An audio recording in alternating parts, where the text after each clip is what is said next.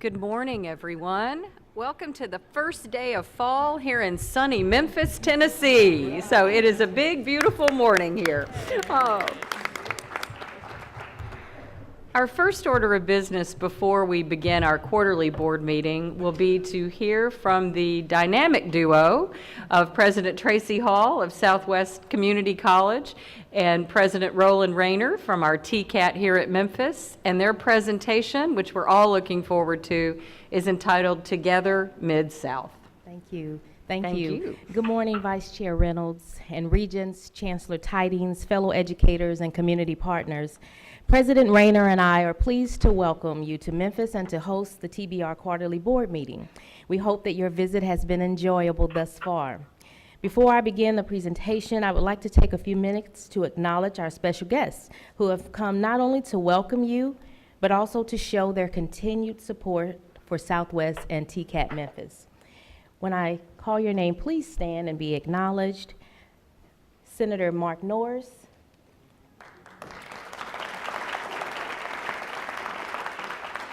Bartlett Mayor Keith McDonald,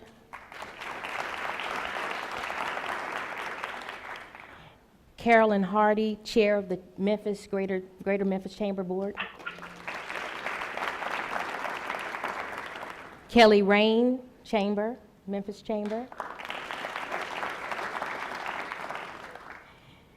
Trey McKnight, ECD Specialist, EDGE, Curtis Weathers, Principal, Director of the Southwest Early College High School, and Southwest Foundation Board members, Captain Ed Lyons, Herman Strickland, John Ferris, and President Emeritus Dr. Nate Exes.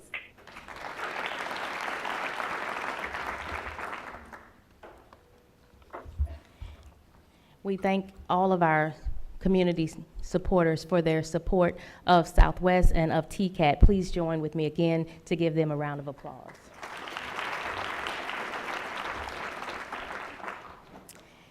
The theme of today's presentation is Together Memphis, Together Mid-South. President Rayner and I want to briefly highlight the intentional collaborative work taking place on our respective campuses, all done with the goal of better serving the community and the region.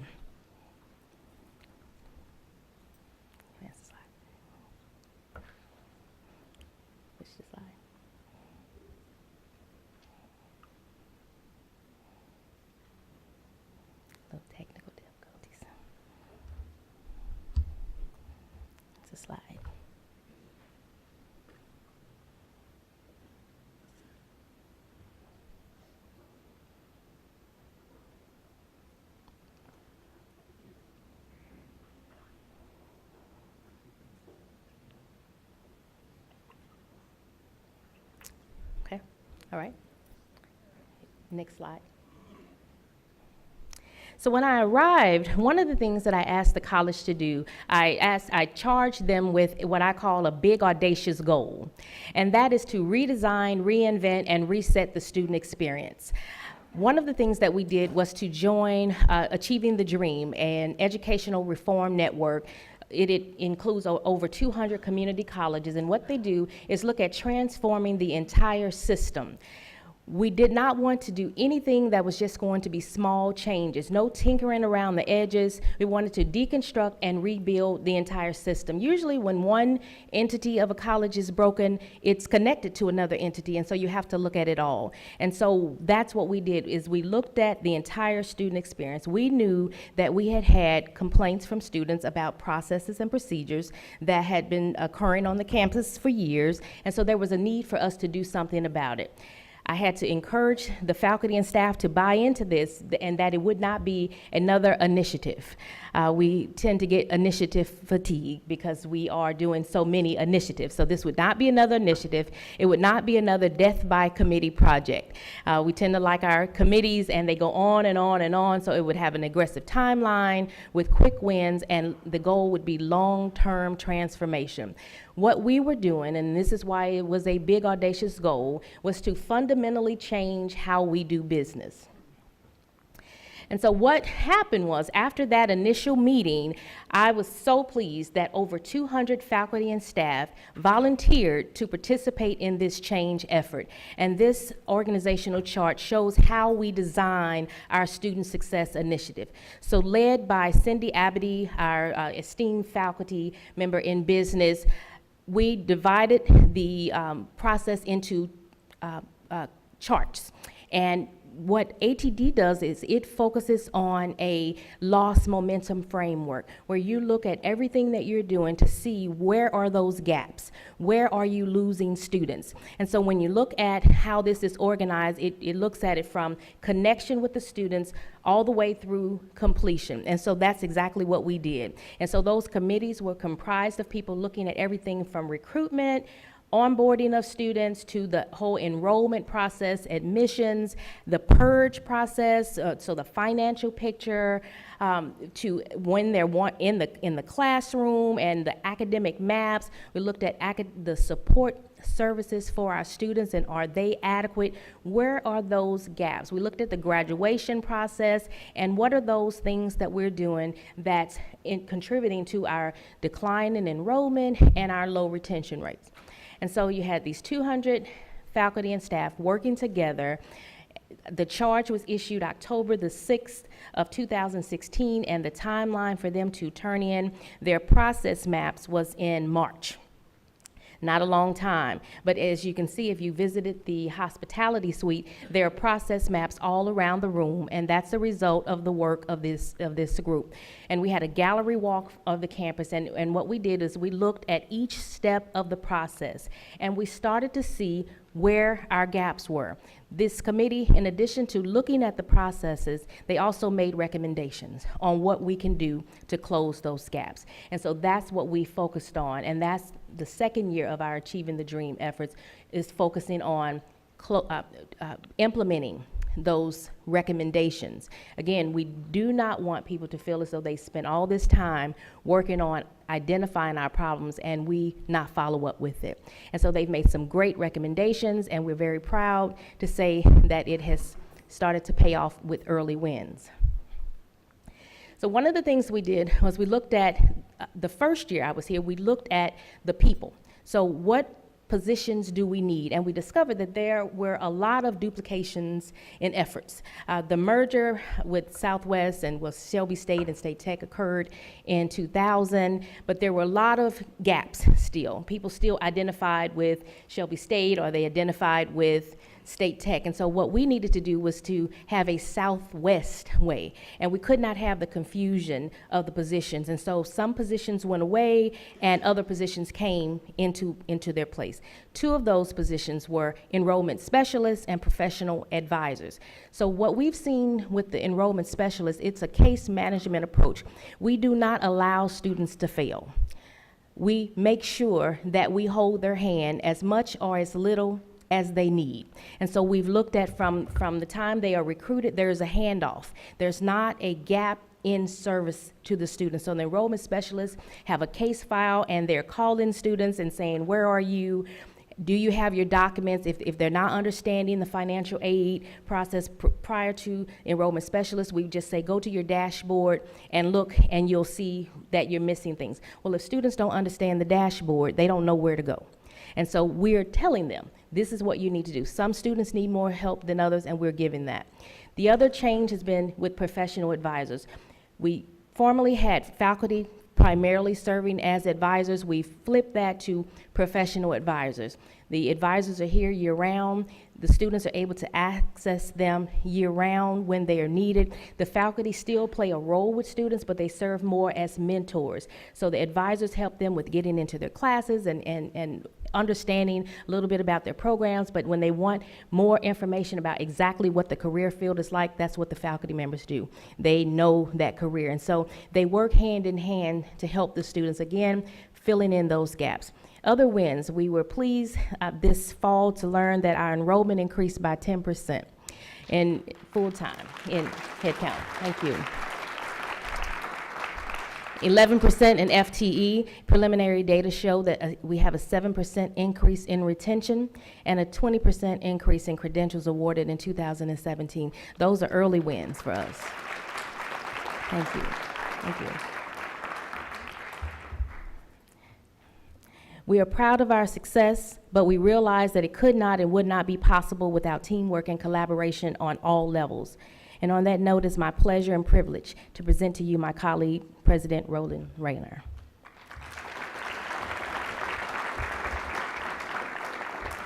Thank you, Dr. Good morning. Good morning. I need some noise to get me going here. Need some noise. Thank you, Dr. Hall, for your remarks, your partnership, as well as your leadership.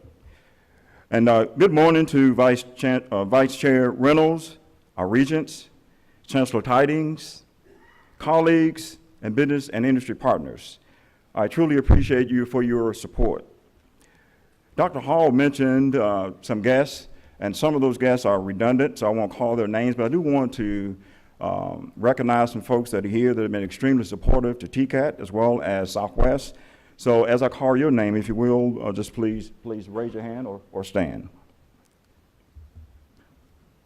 Superintendent of Bartlett City Schools, Dr. Stevens.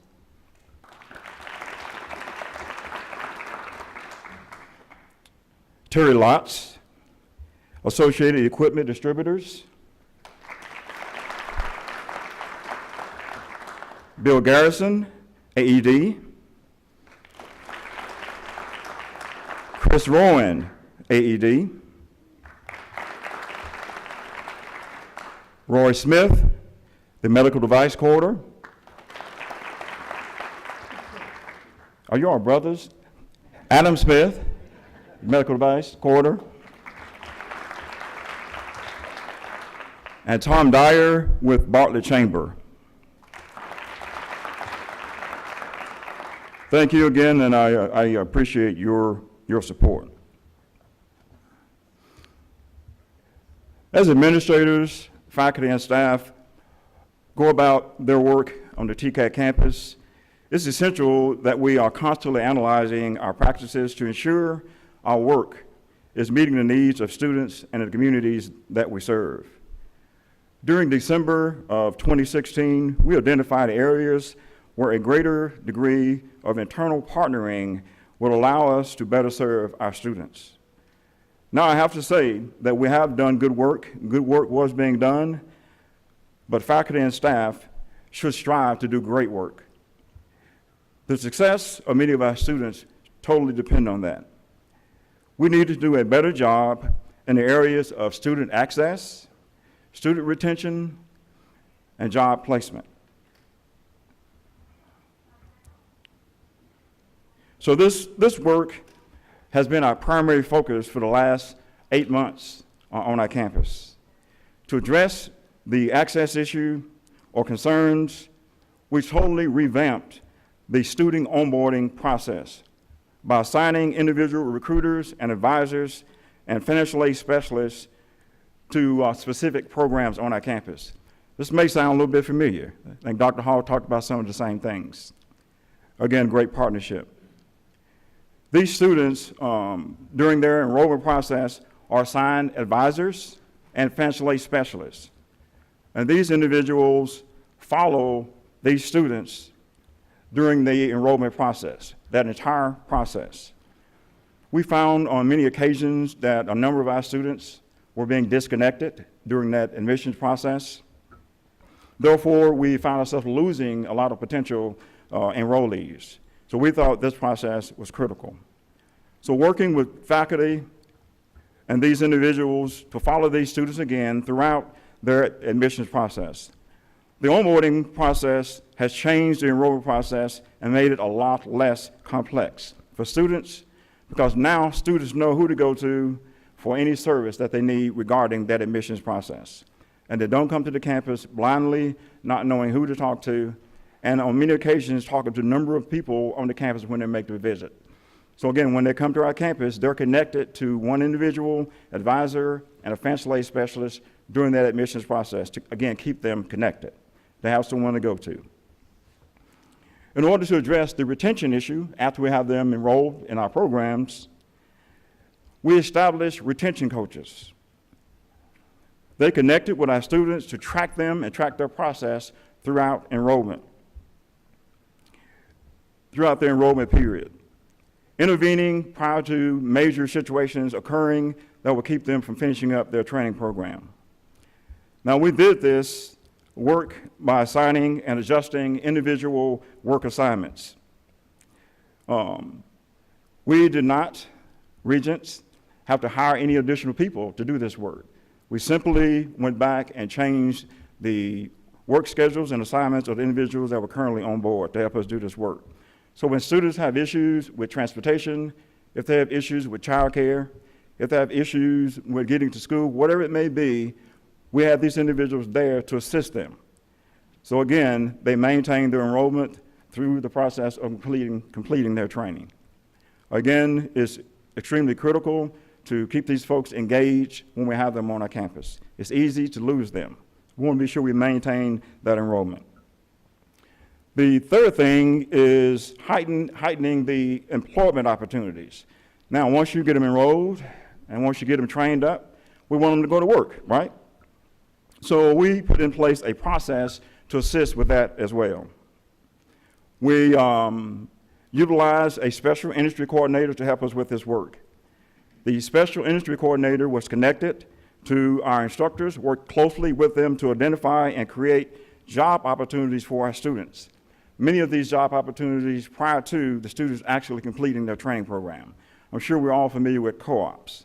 Very great opportunity for students to work with an employer, gives that employer an opportunity to eyeball that student, and also gives the student an opportunity to eyeball the employer. So it's a great opportunity there, and students make money in that process. After graduating from their program, the special industry coordinator also assists them with job placement. It's critical. So again, this work by this coordinator helped to help students with their interview process, help them with their resume writing process, help them with soft skills. One of those things that we hear a lot from our employers about soft skills. Students may have those hard skills, but those soft skills sometimes fall by the wayside. So we work with them in that area as well. We work with the students holistically to be sure that they have all that they need while they're with us so that they're ready to go to work when they graduate from the programs. These internal partnerships have resulted in students enrolling quicker and having less uncertainty. And it's led to a higher completion and placement rate that exceeds our accrediting body requirements. As you know, Regents, TCATs are required to maintain a 60% completion rate, a 70% placement rate, and a 70% licensure rate in each of the programs in order for those programs to remain compliant with the accrediting agency. This work is directly tied to the Drive to 55 goals. As Dr. Hall stated earlier, our work on our respective campuses is all designed to better serve the community and the region. We are pleased to share with you this short video that highlights a few of our community partnerships and how they are changing the region for the better. If you work at a community college, you have to see yourself as much more than an educator. You have to be a problem solver. We have to work directly with our students and understand their needs. And it's not just about what happens in the classroom. But if we look at the ways in which we can partner, such as the ways that Southwest is partnering with TCAT Memphis, we can win together. It's about a stronger Memphis. It's about working together. We have to do it in partnership with others. We have a lot of agencies that we work with. We do great work with Southwest and working with our students because it's all about, again, growing that student and getting them to that point of completion and employment. It's just a win-win. But partnerships is critical in the work that we do here in Shelby County. Cannot be successful without it. We have to have it. To me, Southwest Community College is critical for Memphis. We have about 15,000 jobs in the Memphis area right now that are unfilled, mostly because people don't have the skills. But we have the answer right here. Southwest Community College, the Tennessee College of Applied Technology, that are free educational opportunities. So my job is to let people know that these opportunities are out there. There's a tremendous need for skilled technicians in any number of career and technical areas. We formed a group of construction companies, and we all have the same vested interest, and that's to help the Memphis TCAP programs produce quality, trained technicians. They can come back to school, learn a technical skill like this, be able to go to work in an environment where they start at $50,000, and if they're diligent in their studies and their abilities, they can quickly go to $70,000 a year income and not have any debt. So the question for me is, why wouldn't you be doing it? I want to take it and incorporate it into what I'm doing now with Smith Nephew and become a machinist. That's why it's so great coming to school here, because I get a lot more than what they teach in the books. I just want to be able to land a good job and, just help the community. And once I get there, just teach somebody else and say, hey, this is where I went, TCAP. It came to our attention through working with Blair Taylor at Memphis Tomorrow that there's a need for more police officers, and how can the college play a role in that? And how can we start again with our pathway from high school to career or to college? Blue Path is kind of at its core an opportunity for a student to gain a foothold in the academic world, get an associate's degree, while at the same time they're advancing their credentials to become a valuable employee to the City of Memphis Police Department. My hope is that these young people will be fantastic police service technicians, PSTs, that they will learn and contribute to the department over the next 2 years, while at the same time they're making headway on achieving an associate's degree. My hope for Blue Path is that young people see opportunities in law enforcement. Last few years has been very tough, getting people attracted to become police officers. So we want to show them the real side of what police officers do, give them an opportunity to serve their community, and also to help better themselves and their families. It just makes sense for us to work together. It makes sense for us to partner with MPD to develop a Blue Path program. It makes sense to partner with Artesian to develop an early college, high school. Everything that we're doing, when we're partnering, it makes sense because it makes sense for Memphis. We have 105 ninth graders in our inaugural class. They come from 23 different zip codes across the greater Memphis area and 31 different middle schools. So we know this is a need and something that people have really been wanting all over Memphis. We are holding a pinning ceremony for our ninth graders. And the reason we're doing it is to signify how they're embarking on a really important journey and a very challenging journey over the next 4 years. But during that time, they will graduate not only with a high school diploma, but also an associate degree from Southwest Tennessee Community College in business, IT, or allied health. And so we've made a contribution to the economy of this community. We've made a contribution to the workforce. We've made a contribution to families. And we've made a contribution to the education system because, again, we proved that our students, with the proper support, can achieve enormous accomplishments. I actually had the opportunity to attend Southwest a few years ago for a few business classes. I feel comfortable with Southwest. The security, the teaching level that the professors offered, the atmosphere. So for her to be able to attend Southwest on Southwest College, I'm super excited about that. It's kind of scary, nervous, but I'm glad that I have the opportunity to do that, and other students are still, doing high school things, but I have the opportunity to do high school and college things. So this is a young person being able to see their path, and that's why it makes sense to not only work with the K through 12 on helping the students to see their path, but we're also working with the community to meet a community need, and that's what we have to do. It sounds like a cliche to say, but community college, community is our middle name. I truly love and appreciate the work that we do at the TCATS, but I truly appreciate the way that we can transform lives with our students.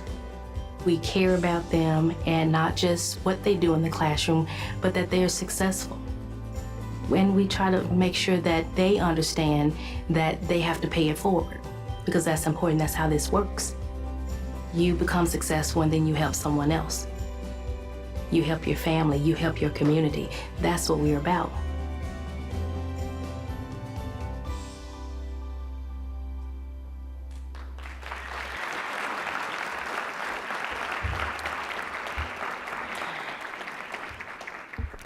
It has been a pleasure to present to you today. President Rayner and I have had numerous conversations, and on this we always agree. The work that we do daily is our passion. It is our ministry. It's not about us, it's about the students and the community. We strongly believe that Together Southwest, Together TCAT Memphis equals Together Mid-South. Thank you so much. Appreciate it.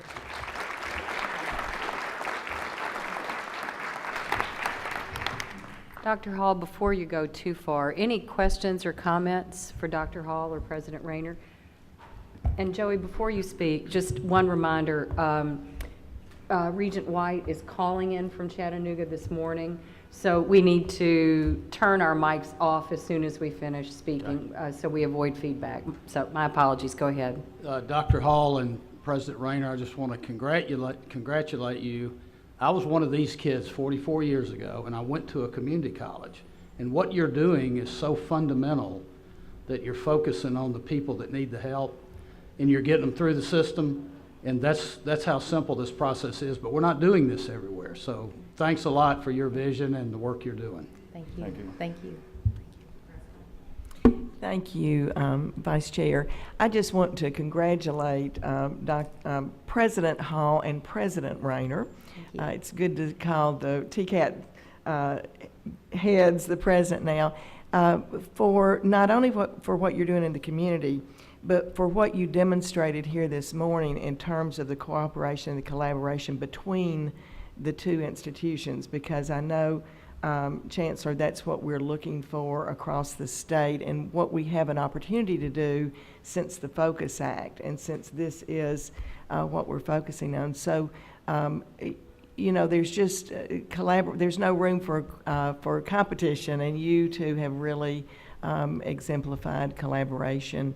And just because this is home, if you don't mind, I'd like to also, you know, give a shout out to those individuals that you introduced this morning, particularly the City of Bartlett, because they are really, really leading the way in Shelby County in terms of interacting with our TCATs and community college, and really reaching down and starting with our secondary students, and both from the city and the school district and the chamber. Just really want to give them a shout out. Yes. Thank you. Thank you. Thank you all once again. Well done. Thank you.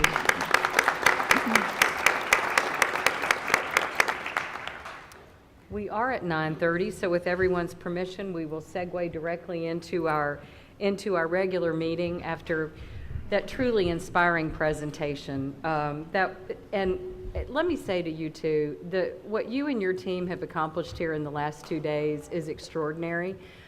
Regent Varlin this morning was telling some of your Southwest folks, Dr. Hall, that we would be back for the December meeting. They seem to be a little bit surprised by that news. But suffice it to say, this has been an extraordinary experience for all of us to be in Memphis. And we thank you and the sponsors who were a part of staging this.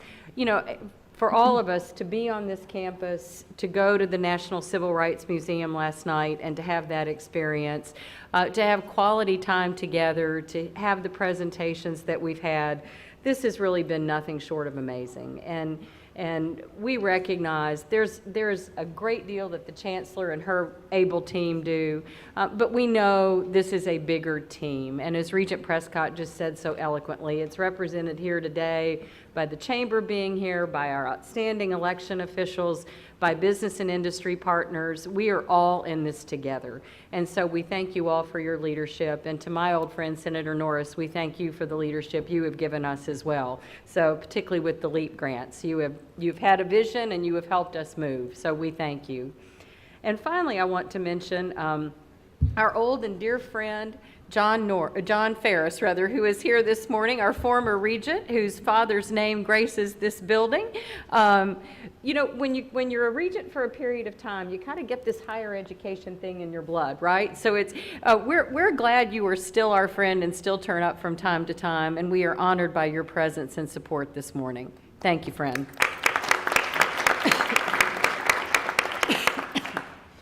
I also want to mention that in Chattanooga this morning, we have a group at Chattanooga State who are in the Leadership and Development Program there, who are watching us on our video stream.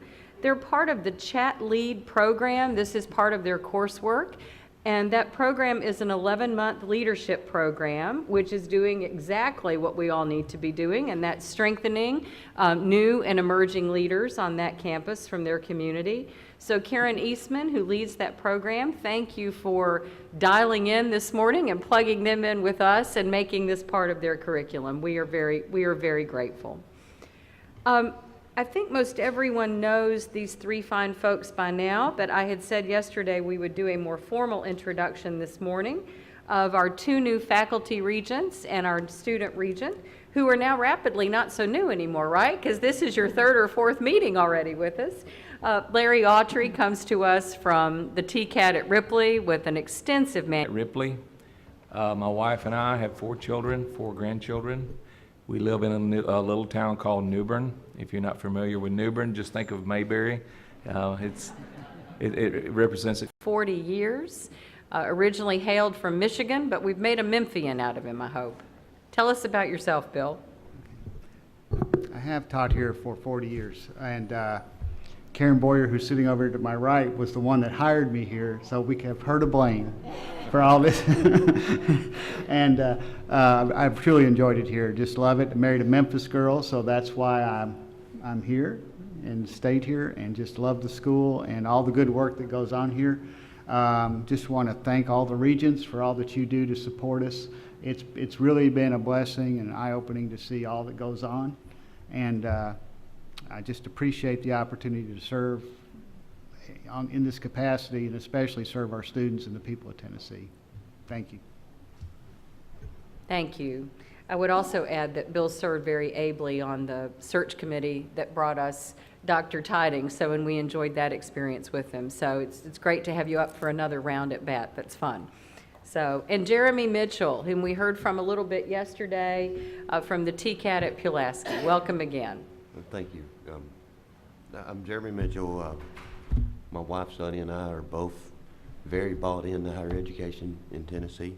She's a full-time student at Columbia State, about to transfer to one of the universities in Tennessee. Myself, it's evidence that shared governance works. President Creasy at our school, he has pushed and kind of leaned on me and helped cultivate some of my abilities, and I'm sitting here with you guys now. It's humbling, it's a privilege. I respect the way that all of this has been laid out. I hope I serve it well, and I just want to say thank you for the opportunity to do so. It is our privilege to spend time with you, so thank you. And welcome again, you three. We won't do that again, but we've made it official, so glad you were on the team. Mary Moody, before we begin to do the 3 things that we heard in that video from our esteemed presidents, we're going to solve some problems, we're going to work on partnerships, and we will continue to transform lives here at the College System of Tennessee. Let's call the roll. Regent Apple. Here.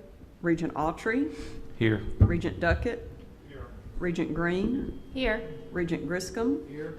Regent Hatch. Here. Regent Krause. Here. Regent Markham. Here. Regent McQueen. Regent Mitchell. Here. Regent Prescott. Here. Regent Reynolds. Here. Regent Shockey. Here. Regent Smith. Here. Regent Summons. Here. Regent Templeton. Here. Regent Varlin. Regent White. Here by phone. You have a quorum. It's amazing when technology works. Welcome, Tom. So glad Thank you. Thank Appreciate you. the accommodation. Thank you for being with us. We now turn to some business items we need to take care of in the course of this meeting, and let's begin with approval of our minutes from June 23rd. You have reviewed those in your books. We are open to a motion to accept those as presented. So moved. Thank you, Regent Griscom. A second? Second. Regent Duckett, thank you. Any discussion? If not, this simply requires a voice vote. All in favor? Aye. Opposed? Aye. Thank you, Tom. Our report on interim action, which is also in our books. Chancellor Tidings. Thank you, Madam Chair. Board members, last week you received an interim action report in your board materials. This report constitutes a record of all business transacted by the Office of the Chancellor since the previous quarterly meeting of the board. And Madam Chair, pending any questions, I recommend the board's approval of the report of interim action. Thank you. Any questions for the Chancellor? If there are none, once again, a motion to accept the interim report. So moved. Thank you, Regent Markham. A second? Second. Thank you, Regent Smith. Any discussion? If not, all in favor signify by saying aye. Aye. Opposed? Aye. Thank you. The report is approved. We also have 4 items on our consent agenda, and those are 4 of the committee reports. The Audit Committee from the end of August, and 3 of the committees that met yesterday: Workforce, External Affairs, and Academic Policy. You all had a chance to review those on the TBR app last night. Does anyone need to pull out any particular item for discussion? And if not, we will ask for a motion to approve these 4 items on the consent agenda. So moved. Thank you, Regent Prescott. A second? Thank you, Regent Apple. Any discussion? If not, please signify your approval by saying aye. Opposed? Aye. Thank you. And now I will call on our External Affairs Chairman, Regent Markham, for her report on the Regents Award for Excellence in Philanthropy. Thank you, Madam Vice Chair. Thank you. The Tennessee Board of Regents Award for Excellence in Philanthropy is a distinguished designation. It's given to the most honored and devoted philanthropists for their support of a vital work of institutions throughout the TBR system. Today, we're proud to recognize West Tennessee Healthcare with the 2017 Regents Award for Excellence in Philanthropy, nominated by Jackson State Community College. In 1950, Jackson Madison County General Hospital opened with 123 beds. In 1953, the West Wing opened, adding 73 beds.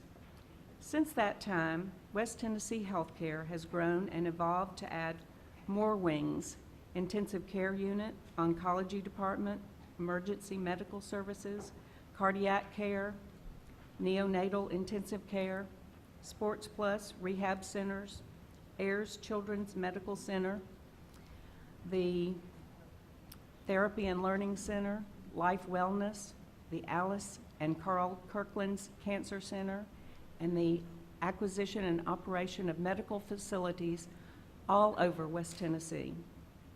Today, with over 5,000 employees, they're the largest employer in this service delivery area. Jackson State has worked closely with West Tennessee Healthcare to provide the programs that provide much-needed labor force crucial to the excellent performance and operation of the healthcare centers across West Tennessee. Through their generosity, Jackson State completed the Jim Moss Center for Nursing and the recently completed Jim and Janet Ayers Center for Healthcare Services. West Tennessee Healthcare has also funded faculty positions, equipment, and helped launch programs such as Jackson State's Occupational Therapy Assistant Program. Jackson State Community College and the Jackson State Community College Foundation are fortunate to have a continuous and prosperous relationship with West Tennessee Healthcare. West Tennessee Healthcare has contributed funds, time, and energy to broaden the horizons and expand the opportunities for Jackson State Community College and their students, all while working diligently to provide West Tennessee access to the excellent, high-quality health care they deserve. Their efforts have had a tremendous impact on the Jackson State Community College students, graduates, and West Tennesseans. The Regents Award was presented on May 17th to West Tennessee Healthcare Interim President and CEO, Mr. James Ross, and West Tennessee Healthcare Board of Trustees Chairwoman, Ms. Vicki Birch, during the Jackson State Community College Foundation meeting. It's my privilege to acknowledge the Regents Award for Excellence in Philanthropy to West Tennessee Healthcare. For additional comments, I'd like to ask Jackson State Community College President, Dr. Elena Hamilton, to step forward. Dr. Hamilton. Good morning. Good morning. Good morning, Vice Chair Reynolds, Chancellor Tidings, and Regents. You are absolutely correct. Today is a beautiful sunny day in West Tennessee, and we are glad to be here. Thank you for this opportunity. Jackson State is committed to success, student success, college success, and community success. And this success would not be possible without partnerships. Partnerships such as the one that we have with West Tennessee Healthcare. And I know yesterday there was a reference, I think, by Ginger that she's about 3 months old. Well, I'm 9 months old. So I am no longer crawling. I am able to stand up now. And but I felt like it was appropriate for me not to be the one to share the comments about the partnership, as I'm 9 months old.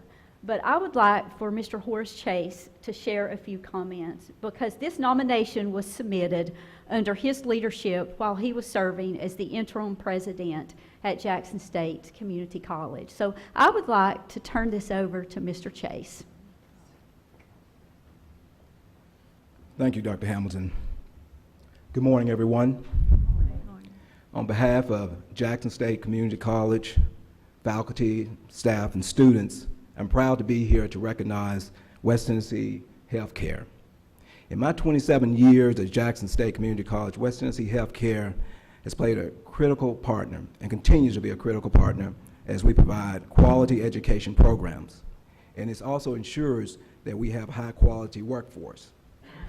I've had the opportunity to spend those 27 years and see some of those things happen as the nursing program started in the basement of the one of our classroom buildings, and then moved from that point on to the McWhirter Center, and from there to their own nursing building. West Tennessee Healthcare was very generous and made that happen. Also, we had the program of our allied health programs that moved into a new building just recently, this past spring, the Health Sciences building. And again, the generosity of West Tennessee Healthcare played a major role with that. So we are very honored to be here today as we recognize the works that West Tennessee Healthcare has provided and influence that they have had on our West Tennessee community. Thank you.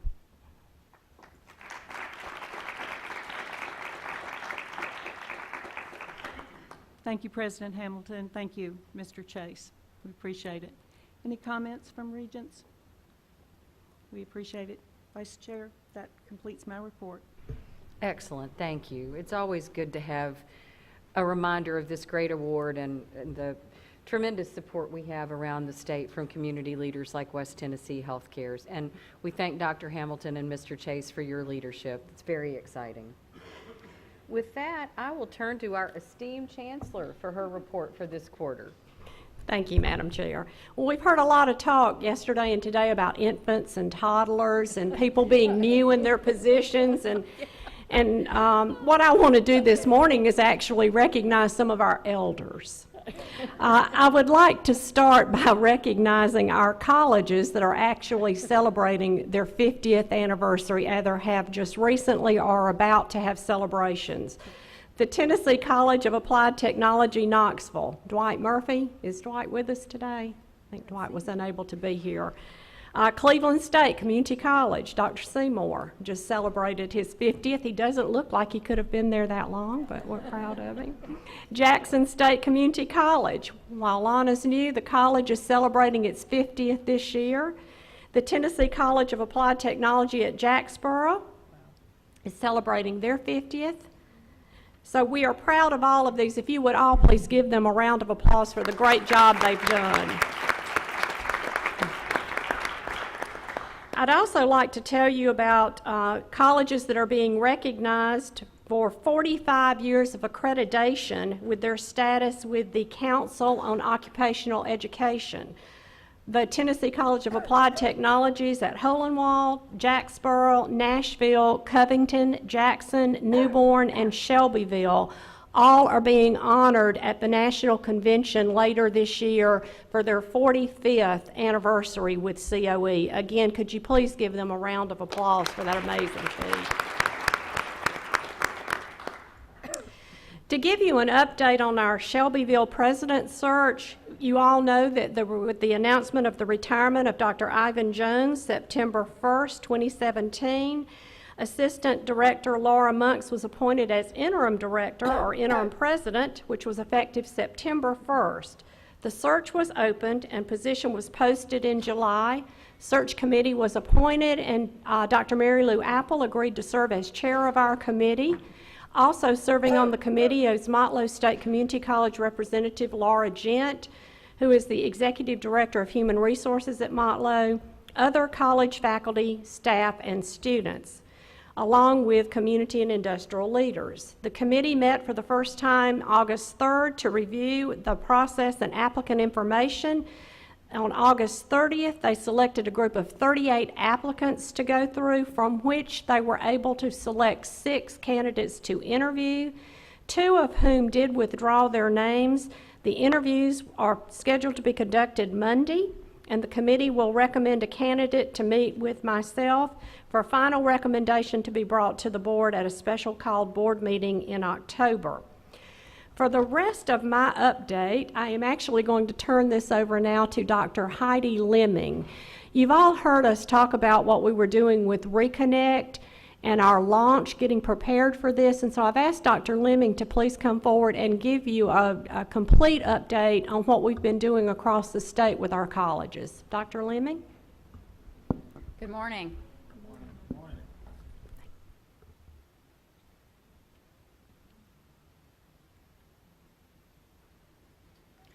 We are excited. I'm sorry, is this on? We're excited to launch Reconnect in fall 2018. There we go. We're excited to launch Reconnect in fall of 2018 and are working diligently in the next year to prepare our campuses for what we think will be an influx of adult learners on our campuses in the fall of 2018.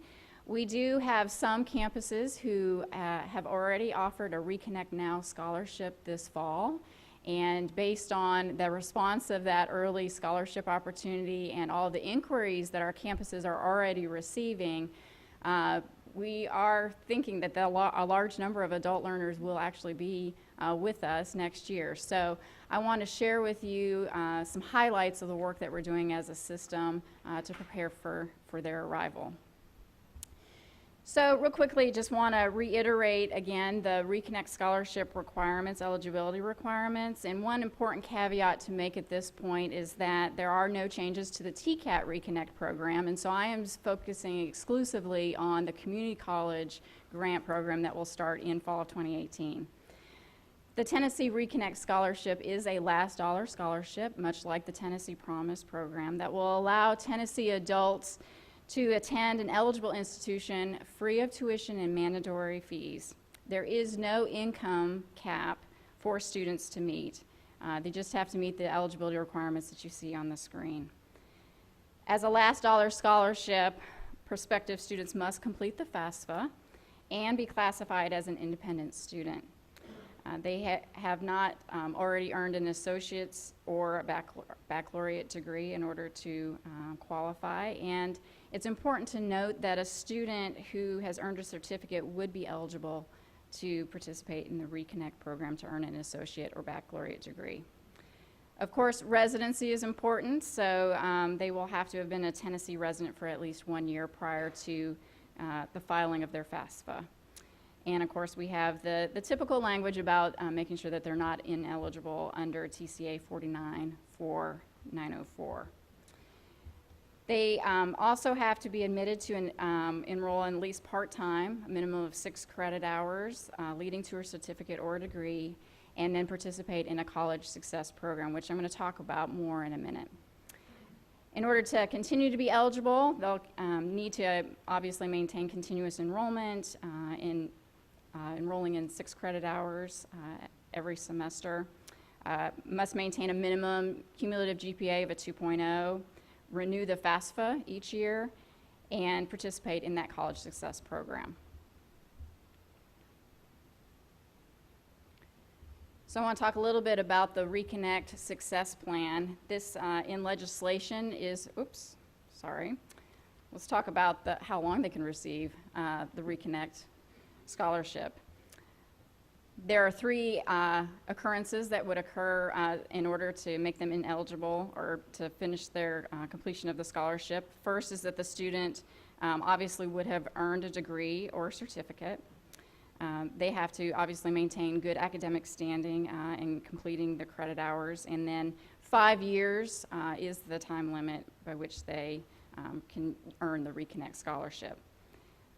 It's important to note, too, that Reconnect students can transfer from one eligible institution to another as long as they meet all the eligibility requirements.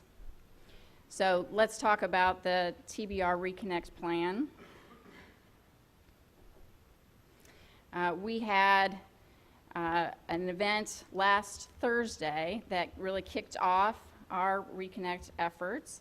It was a Reconnect Academy held in Nashville, and we asked our TBR Reconnect teams to have a 5-person representation. We have a Reconnect star that is really leading the teams. It's someone who has institutional authority to work directly with the president on any issues related to the Reconnect launch. And then the 4-person team also included someone with an expertise or decision-making authority in the 4 areas you see on your screen, including academic initiatives, adult learner support, enrollment management, advising, and career. We had teams from all 13 community colleges. We also had teams from 3 of our regional, what we call regional TCAT teams. So that information will go back out to all of the TCATs as well. And then we had representation from the Tennessee Reconnect community representatives. The day consisted of a keynote speaker that highlighted research and best practices on working with non-traditional students and adult learners over the age of 25. We had 2 breakout sessions with 4 tracks focused on each of the strategy areas that I highlighted on the previous screen. The breakouts featured 15 to 20-minute presentations by exemplary programs, staff that are doing that work, and best practices, in the hopes that we could engage our campuses in conversations around how to deploy similar practices across the system. It allowed campuses to ask questions and really engage about how to scale this work. We also held a STAR meeting with TBR and THEC staff talking about the logistics of the program, next steps, and other information that should be taken back to their campus leadership. One of the most immediate next steps is the development of the institutional Reconnect plans. Afternoon time was devoted to the teams talking about what they learned in the breakouts, how they could connect theory to practice, looking at their self-assessment of where they are currently in serving adult needs. And our goal is that each of the institutions will develop a plan focused around those 4 strategy areas and identifying 1 to 2 items that they, in each strategy area, that they feel that they could work on during the next year to prepare for the students arriving on our campuses in fall of 2018. Our next steps include, we have a D2L course for Reconnect Stars where we're archiving all the materials that have been shared with them about the Reconnect program, as well as resources that campuses have developed to work with adult learners. I'm asking for the Reconnect plans to be submitted to my office by October 2nd. So those institutional plans will come to us. We will review those, have a teleconference with the STARS in mid-October to make sure they're working forward on those plans. Then in partnership with THEC, we will be doing site visits a week in November and a week in December, where we'll bring in what we're calling, it's a roundtable, bringing in the Tennessee Reconnect community partners to talk about how those plans are going and what additional resources they might need. We also expect the Reconnect Success Plan development to be completed by January, and THEC will be doing a marketing push in February through April across the state. And then we'll also be doing at the TBR level an advising academy in March with a focus on adult learners. One of the things I wanted to point out about the Reconnect Success Plan in the legislation, there's a little bit different language. We've changed the naming to Reconnect Success Plan because we on our college campuses have in some instances college success programs that it was getting a little kind of confusing from the language standpoint. And so I want to make sure that you all understand the Reconnect Success Plan is not it's not a course that the students would have to complete. It's really a partnership, an advising, intensive advising tool that will be done with THEC and the TRCs, the Tennessee Reconnect communities, to work with adults to make sure that they are prepared for entering our institutions. So what we envision is that at the point that they fill out their FAFSA and their application to participate in the Reconnect program, there will be a questionnaire or assessment that will ask them a series of items that will enable us to directly target some messaging to those students about next steps that they would need to take before they enroll. And so the completion of the Reconnect Success Plan is really completing that assessment tool. That will engage the student in multiple ways. First, we envision that we'll have direct messaging back to the student on not only resources available at the campus, but also with the TRC. And so if they, for instance, answer a question that they have defaulted on a loan or have payments that are due to an institution, there will be specific next steps that that student will receive through that communication back from that assessment on what they need to do. So it really will be an individualized tool that will give them information as well as enable us to have communication through text and email throughout the duration that they're a reconnector so that we can continue to keep them engaged in the process till they complete. So that's how we're envisioning that plan. We have TBR representatives as well from the campuses sitting down and talking with THEC staff on the development of that assessment tool. And so we are engaged as partners in that work. At this time, that concludes my report on Reconnect. Thank you, Dr. Lemming. Regent Krause, do you have anything you'd like to add on this topic? I do. Two things. One, clarification around what that marketing plan looks like that Dr. Lemming referenced. We're going on TV. We're going to buy millions of dollars of TV because that's how you reach adult students. And so just to be clear, we're not going to kind of hope adults know this message. You have to bring adults to a central ask, which will be apply for Tennessee Reconnect. When they apply for Tennessee Reconnect, all of your presidents will then get their contact information if they've indicated that college or their zip code indicates that that's their most likely destination. So I think it's important. We have an incredible opportunity for adults, but we haven't taken for granted that they'll know about it. The other thing is just to say thank you. For the regents to see the system is approaching this like a system. There aren't, I think what I've heard and seen from the chancellor is there's going to be some standards here that every campus will follow. What Dr. Deaton, when that data he shared on Tennessee Promise yesterday, I think we have all been very frank that Promise has worked, it's working. It's not working the same at every campus though. The campuses that had the framework that Dr. Lemming just shared are the campuses where Tennessee Promise has worked most effectively. And so for the system to be leading in this way, to say there will be a team, the team will be composed of these people, this will be the framework, I think is tremendous for the regents to step up that way. And also, I can't speak on behalf of the campuses, but the campuses have been incredible partners already and are very willing. But it is a very fair thing for the system to say, there will be these minimum standards for Reconnect. And while we always want campuses to be able to adapt to their individual circumstances, we're also going to have a minimum level of service for adult students that will be standardized throughout the state. So I'm deeply appreciative to the Chancellor for putting that in place, and Heidi leading the day-to-day work she's seamless with our adult learner leader at THEC, Jessica Gibson. This is going to be an exciting year. Chancellor, a couple of questions. Whereas with Tennessee Promise, we have a natural audience, which are high schools. And so, Mike, I appreciate part of what you said, but are there other ways to go out and identify where some of these people might be than just a massive advertising campaign? I mean, I think that is great to have, but I would hope that we're looking at other places where we might be able to go in and be able to do that. I also would hope that while we're focused on this new program for community colleges, and I saw there's 3 regional groups for TCATs, that we don't take our eye off of what the TCATs are already doing, and that they do have the Reconnect there, and that we continue to encourage them to keep doing what they're doing, and maybe there's some best practices coming out of here that our TCATs will also benefit from.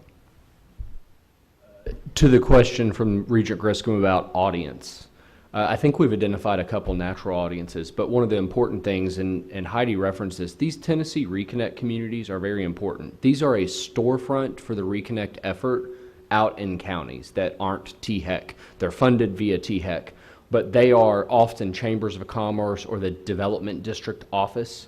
So I think that's a good interface. But the other one that we're most excited about, we have a partnership with the Tennessee Department of Human Services, that our Tennesseans that are currently receiving SNAP benefits and food stamps will all be receiving Reconnect info. We also have a partnership with our Tennessee Job Centers, so our Tennesseans who are receiving unemployment benefits will also receive that intersection with Reconnect. I still think there's many others, and Commissioner Templeton heard me yesterday at the governor's cabinet meeting kind of ask every commissioner, how can we serve your Tennesseans that you interface with? But I think we need to keep looking, certainly. To Dr. Lemming and her team, I want to thank you for all the work that you have done. They have been very diligent in trying to make sure that we are ready to serve this population when they come to us. But I'm also now going to ask Dr. Lemming to report on another topic for us. The Tennessee Consortium on International Studies, known to you as TENSIS, is the principal office coordinating study abroad opportunities for our TBR institutions. Dr. Lemming is going to give a report on that today. She is in charge of high impact practices for us at the board. Assisting Dr. Lemming with her report today is going to be President Karen Bauer and Southwest student Brianna Thompson, who accompanied Dr. Lemming on the South Africa trip this past May. Dr. Lemming? Thank you. 2 years ago, we began very intentionally looking at the work that we do to engage students very purposefully on our campuses, and those activities are what we think lead to greater persistence and graduation. Broadly, nationally, they refer to these practices as high impact practices. And at this point, we've developed taxonomies and targeted faculty training around 9 specific practices. And we're beginning to track student level data for each of those practices to really identify what's working and what's not. Such practices include service learning, work-based learning, technology-enhanced learning, undergraduate research, learning communities, honors education, first-year seminars, and study abroad. So it's my hope that maybe in future meetings I can talk to you more specifically about some of those other practices, but today I will focus just on that study abroad piece. The Tennessee Consortium for International Study is our system's primary organizational structure by which study abroad is offered, but institutions do offer institutionally led trips as well. So I'm going to outline today the differences between the two and share a current snapshot of what our student participation looks like. So as you can see, in the 16-17 school year, we had 171 students participate in institutionally sponsored trips. These trips are coordinated directly by faculty at the home institution and include students from that home institution. The TENSIS sponsored trips are taught by faculty from across the system and include students from all of our institutions in those single courses. So it's much easier for a course to make because you're pulling from a much larger audience across our state. The TNSIS also allows students a greater variety of course offerings than what a single institution could offer. And so again, the difference is in the numbers there between the students participating in institutionally led trips and the TNSIS courses is really because of that greater variation in offerings as well as, again, pulling from students across the state. The TNSIS program has been around now for 10 years. Initially started as a 3-year agreement with our TBR institutions. When the program began, it was decided that an annual mandatory membership fee of $3,000 for community colleges and $5,000 for universities would be imposed to fund the first 3 years of the program. After the conclusion of the 3rd year, Pellissippi State has funded the operations of TNSIS, so membership fees have not been collected since 2011. The consortium model is unique nationally. Few community college faculty get the opportunity to teach abroad. So I think it's a point of distinction for us as a system that we also provide this professional opportunity for our faculty. For the past 5 years, Pellissippi State has ranked in the top 5 nationally of community colleges sending students abroad. And nationally, of the total percent of community college students studying abroad, the Tennessee Board of Regents represents 10% of all those students. I think it's also important to point out that one of the major reasons why TBR is able to offer study abroad and international education to students is because we have an international fee. All but one institution at this point administers that fee, and a portion of the fee allows for scholarships to help offset the cost for students to participate in a study abroad experience. Without this financial assistance, study abroad would simply be out of reach for many of our students. As you can see, 437 students benefited from a scholarship this last year. The fee also supports grants for faculty, and a large portion of the fee goes to fund educational programming at the home institution. This may take the form of an international speaker, a film, or an international experience on the main campus that's available to all students. And our institutions in the last year reported hosting 166 events of this nature at their campuses. One of the other distinct aspects of our TNSIS program is that we have been able to offer administrative trips for faculty, staff, and administrators. The trips are designed to expose participants to the inner workings of a study abroad course, observe students and faculty on site, and learn about a particular focus area with international partners and educators. This summer, the administrative trip to South Africa gave participants like myself the opportunity to view how a study abroad course can also embed one of our other high impact practices, in this case, service learning. So our students are engaging in multiple high impact practices at the same time. There were 11 participants in this year's trip. The administrative trip was funded through Access and Diversity Funds at the System Office that are given through scholarships to TNSIS. Participants had to make an application to participate, and then were selected based on how they intended to use that experience to further advance their work at the home institution. After a very long plane ride, participants spent the first day in Cape Town, South Africa, in a workshop discussing study abroad and the high impact practice initiative here at TBR. During the 10-day experience, we worked alongside students at the service learning site. We worked at an after-school program and participated with students on several cultural immersion trips. We also had time to observe class instruction on site. Additional class time was spent among the administrators talking about the role that service learning can play in a study abroad course. At this time, I want to turn over my presentation to Brianna. Brianna is a Southwest Tennessee community college student who participated in the South Africa study abroad course. I've asked her to share some personal reflections, and her remarks will be followed by Dr. Boyer, president of Dyersburg State, who's one of the 11 administrators who participated on the trip. And I'm going to let Dr. Boyer share some more specific details about our activities on the trip.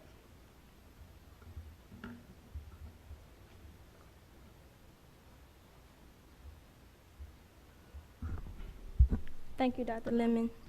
Good morning, everyone, and special greetings to all members of the Tennessee Board of Regents. Once again, my name is Brianna Townsend. This will be my third and final year at Southwest Tennessee Community College. During my duration, I have had the pleasure to participate in numerous activities on campus as well as off campus with the wonderful staff at Southwest. No matter the distance, traveling has always been something I've desired. When I was in the 10th grade, my cousin, who was already in college at the time, shared with me her amazing experience of being in China for weeks while simultaneously earning her college credit. Since then, I've been deeply inspired to study abroad because I truly love the fact that learning accompanies my travel. When I was accepted into the study abroad program, I was relieved. After flying my very first flight ever, I finally landed in Cape Town, South Africa. Instantly, it felt like I was in another world. During my 3-week period of being there, I did countless of things that I thought I could not imagine doing so soon in my life. My experience at Cape Town influenced me to never limit myself and that I can do all things through the higher power that strengthens me. One of the many excursions we did was to tour the University of Cape Town. While on campus, my classmates and I met and discussed college life in the United States, or as the States, as they call it, with 3 freshmen at the University of Cape Town. The local students we sat with expressed to us their strong urge to study in the United States, but unfortunately, there wasn't enough financial aid from any source to fund their traveling, not even partially. After taking all of that in, I was extremely thankful that Southwest offers scholarships to study abroad to students who are willing to earn them. Visiting Cape Town, South Africa most definitely enhanced my academic goals by not only wanting to attain my associate's degree not only to want to obtain my associate's degree, but to further my education to get my master's as a nurse practitioner. In my eyes, the higher my degree is, the more I can afford. I'm not referring to just the tangible, but the intangible, like the quality of my education in my life. I want to be able to travel to places that will make me better mentally on a higher level, a level I can set up for others. Therefore, I want to be able to afford that quality for not only for myself, but for my future family of my own. It brings me joy to tell the experience to people about my time in South Africa, especially to the students here at Southwest, because the doors of the International Studies Department are wide open for them as well as they were for me. I inform my peers that the opportunities are there and accessible to those who are dedicated and willing to persevere. There is so much more to life than just Memphis. Sadly, some of my colleagues just have this Memphis mentality where they only know and only want to know Memphis. There is no better way to explore the concept of culture than immersing oneself within another culture. That is why I am extremely thankful for the TBR delegation for funding Southwest's International Studies Department and making it affordable for us, the students, to take advantage of studying abroad. I hope you all continue to support Southwest and change students' lives as well as you did mine. Thank you.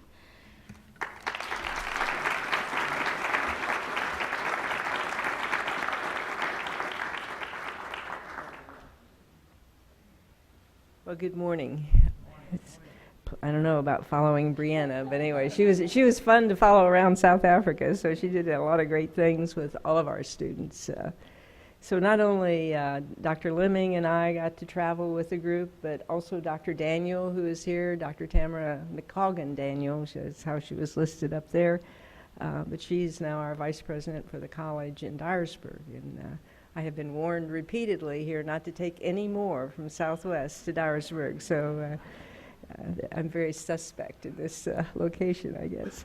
But anyway, we had an incredible time in South Africa, and you've seen photos of the students and the our group here. So we we were able to, in this particular photo, I think by this time in a board meeting you need more pictures and you need data and words maybe, but anyway. In that particular photo we were out on a game preserve, and our students, I don't know, Brianna, did you go to the game preserves too? I'm not sure if but most students did get a chance to go out on maybe an afternoon safari and see all these exotic animals. But this is kind of a collage at impressions I had. Front and center there in the middle are the children that are in the township. It's an outskirt of, in the outskirts of Cape Town and Philippi. I think a lot of those townships came up because there on your left of those children is a District 6 museum, and this talks about an area of Cape Town that was almost like the Kristallnacht in the, before the Second World War, where people were overnight dislocated and disrupted. So this particular part of Cape Town was pretty much divided. They put people of color or the Africans in certain locations, the people from India and Indonesia, people who were colored, they put at other locations with the idea of trying to separate and control these people and to try to change their persistence to recognizing their human rights and giving them the right to vote. And all this, of course, led to Mandela being imprisoned for 27 years, and all of us experienced seeing those prisons and reading. Many of us read his book, The Long Walk to Freedom. But as I said, we worked with these children. They're out on the edge of Cape Town. They're very disadvantaged, very poor. And our students, Brianna being one of the leaders of the student group, there are 27 students, spent 5 afternoons with these children and related their experiences to what they were learning in class. And our students were taking world literature, and I think Brianna was in anthropology, they took speech and criminal justice. And as they worked with these 50 or 60 children, I guess the very first thing, there were 12 or 11 of us observers. The very first thing when we got there, that playground they used was just covered with debris and glass, broken glass. So all of us spent the afternoon cleaning up the playground. And after all that was done, and there were lots of games and teaching them songs, different things, talking to them about their homework. It was an after-school program, so we were there to support them.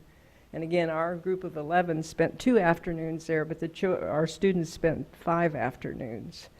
So in world literature, our students read Born Frees, which is about the children who were born after '94, which is when South Africa got the vote, or everybody got to vote in South Africa and became more of a free nation. And that's only 23 years ago. It's amazing how recently all that has happened. And our students were asked to write about the children in the township, who they were born free, and how their experiences related to the ones that they were reading about in the book. And students in criminal justice visited police stations, a police station and a courtroom, and learned firsthand how criminal justice was administered in Cape Town. And in their service learning setting, they noted how those students really lacked access to police protection and access to the courts. Our anthropology students, and Brianna can probably set me straight on this, but they examined gender roles, race relations, wealth disparity, and other human rights issues compared to their findings to what they had observed here in Tennessee and the rest of the United States. And they wrote about the observations of the children's situations and how these related to the same issues. So I think our students and some of us dispelled several myths while we're in South Africa. I think a lot of people think of Africa as very underdeveloped, and it's a very impressive country and community that we observed, and very well developed. And one of our students at least said that he thought only slavery was found in North America. Well, we discovered there that human trafficking began probably in the 1600s, if not earlier, when people were unwillingly brought from India and Indonesia to South Africa. And then later, people were transported from West Africa to South America and North America. So by experiencing service learning, which was really embedded in our study abroad program, our students were able to experience and be exposed to some very powerful learning experiences. So the service learning experience with children, I think, made a major impact on our students. I noticed the night before they had their last afternoon with the children, I happened to be with some of our 11 at the waterfront area, which was where there were lots of restaurants and shops. And we were in a grocery store, and we found our students, and they had carts piled high with oranges and bananas, all kinds of food, and they were buying things for the children to take to these kids. And they were students like Brianna, who were over there on a scholarship and really didn't have a lot of spending money. But they were spending probably some of their last dollars to help these children. Another long-term benefit, I think, to our students allowed them to begin to think about immediate experiences in their home communities and how think beyond that, I guess, how problems are solved, how they address issues. And fortunately, and I think Brianna said this too, their lives will never be the same because of this experience with the high impact practices and study abroad and service learning in South Africa. And last night, I know we heard from Terry Freeman, the president of the Civil Rights Museum. She said she hoped that all of us, and of course we hope that our students will not make the same mistakes related to human rights that we and our predecessors have made. So that's, I think, the impact of TNSIS and all the good things we're doing for students in our community. And just to show you real quickly, I think there are a couple other shots. You saw this. We were 34 degrees south, and here in Memphis, we're about, 36 or so degrees north, so about the same location. This shows the slave trade that started in India and Indonesia, came across to Cape Town. Cape Town was kind of like the one-stop shop, I guess, as you're going across the Indian Ocean, wanting to go on up to Europe or western part of Africa. It's a place where they refueled for food and all kinds of things and transported people. We were all struck, I guess for years by Nelson Mandela, but we happened to be at the prison where he was released in 1990 after spending 27 years in prison and really never giving up on his ideas. And we were struck by the beauty of South Africa. This is right above Cape Town on Table Mountain, looking out to the Atlantic Ocean to our right, and the Indian Ocean is off there to the left. And we got closer than any of us wanted to some of the national wildlife of South Africa, but that also was quite impressive. So it's a pleasure to report, and it was great to be there. Thank you.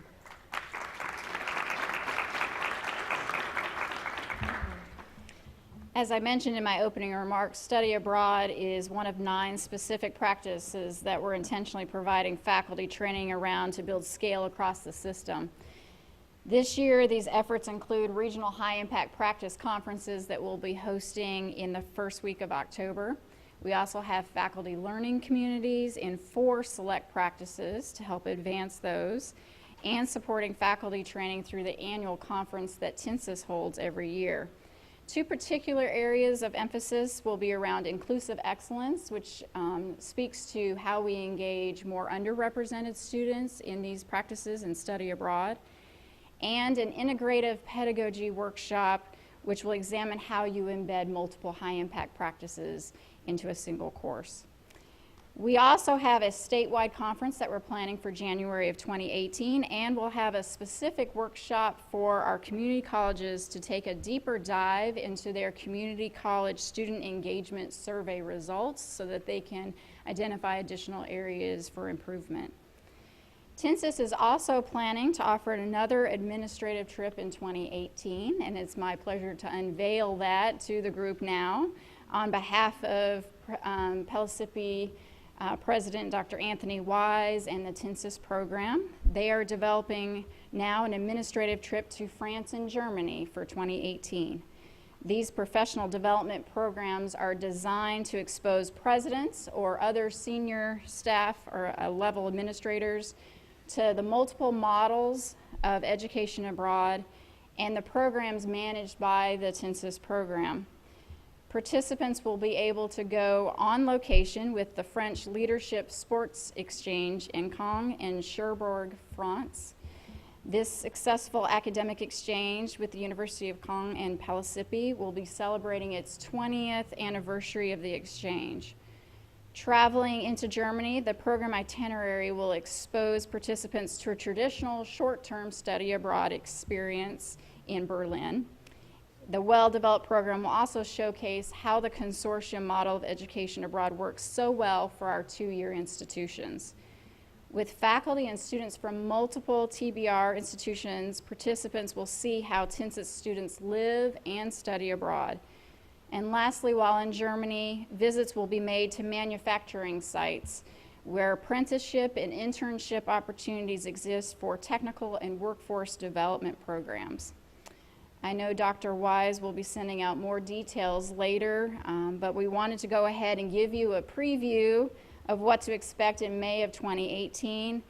And hopefully this presentation has not only been informative, but maybe has piqued your interest in participating in an administrative trip in the next year.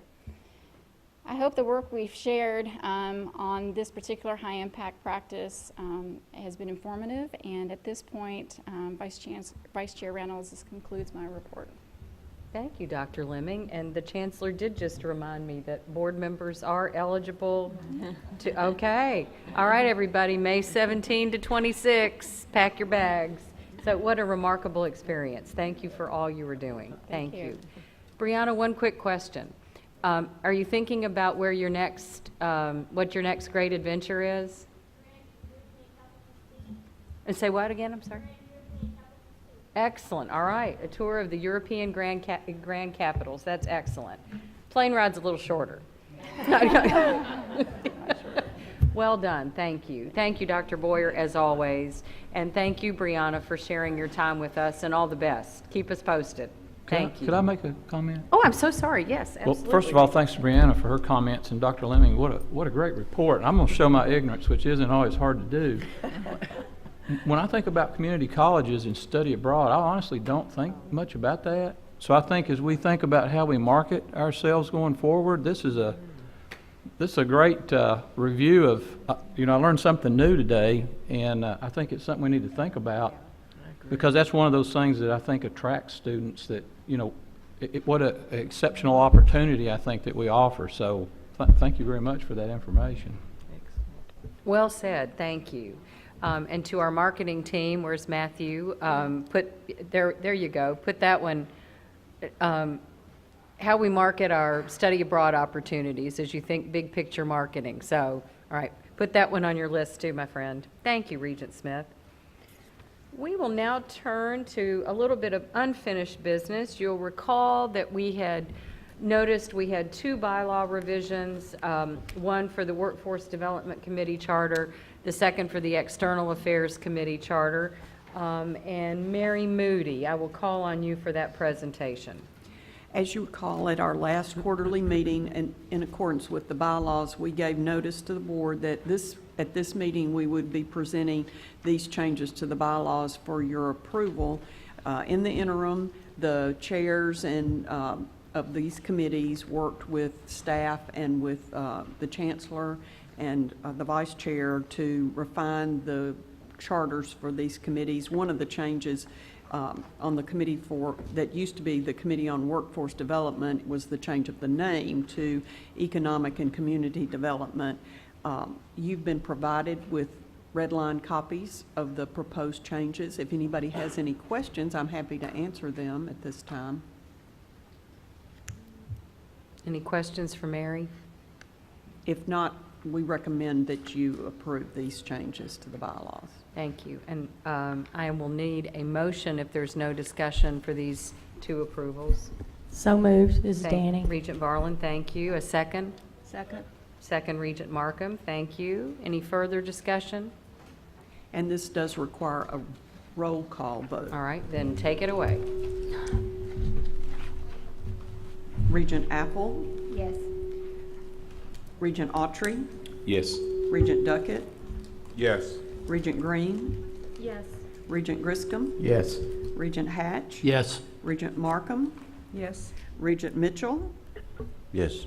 Regent Prescott, Yes. Regent Reynolds, Yes. Regent Shockey, Yes. Regent Smith, Yes. Regent Templeton, Regent Varlin, Regent White. Yes, still here. Thank you. The motion carries. Thank you very much, and thanks to Regents Apple and Markham for working through this as we make these changes. We are grateful for your leadership. We now move to new business, and we have several items before us this morning. I will call on the Chancellor once again, who has a recommendation for us for our TCAP president at Crossville. Thank you. As you remember, with the appointment of President Jerry Young to TCAT Morristown, it left a vacancy at our TCAT Crossville.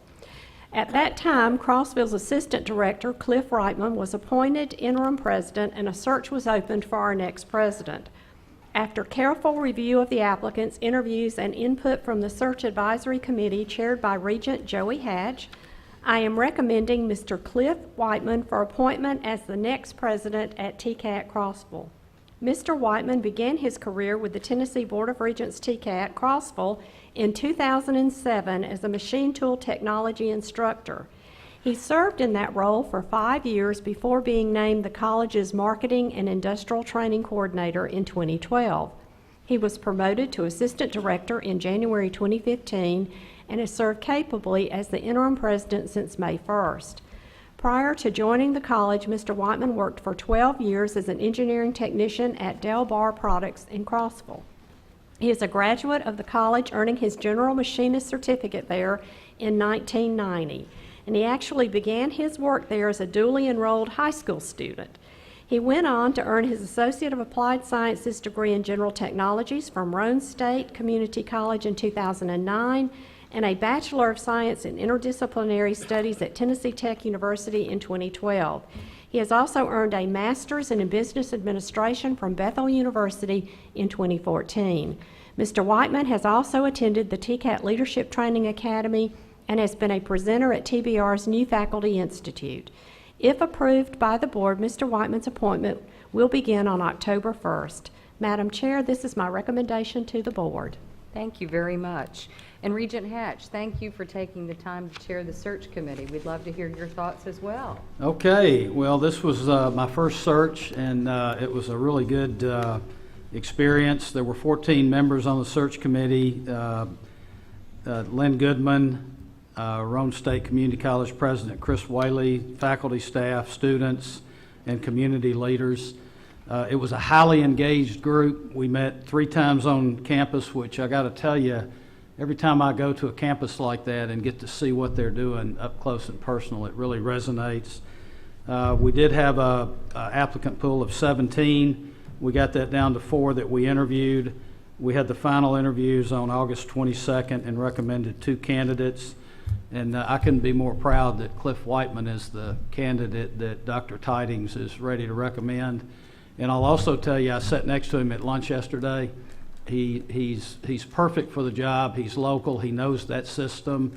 He's really engaged, and he does a really good Larry the Cable Guy impression. So you might need to that's important. So good skill. That's a good skill to have. Okay.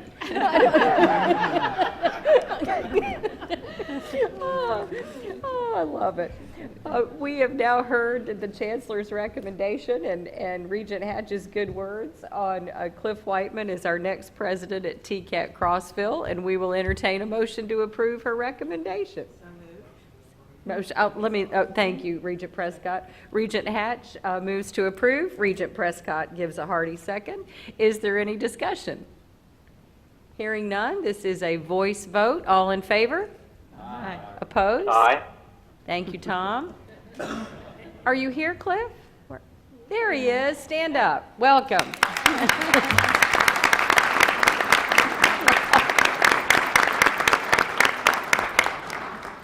Would you like to give the impersonation of Larry the Cable Guy?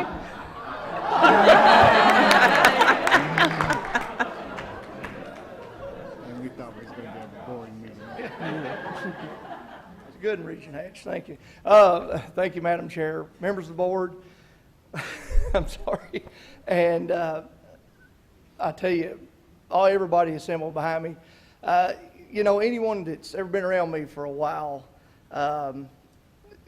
can tell you that I can speak for hours about the TCAT Crossville and the student successes.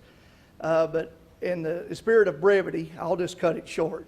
Like I said, I began my journey at the TCAT Crossville at the age of 15. And I can tell you firmly that every positive experience that I've achieved in my adult life, I attribute to that journey. And there have been many, many after me, and I can assure you wholeheartedly that with this appointment to President of TCAT Crossville, I will continue those successes, and that will be my only goal. And I would like to thank all of you all, Chancellor Tidings, all of you behind me in the peanut gallery, for your all commitment to those successes. Thank you all. Thank you for that, Regent Hatch.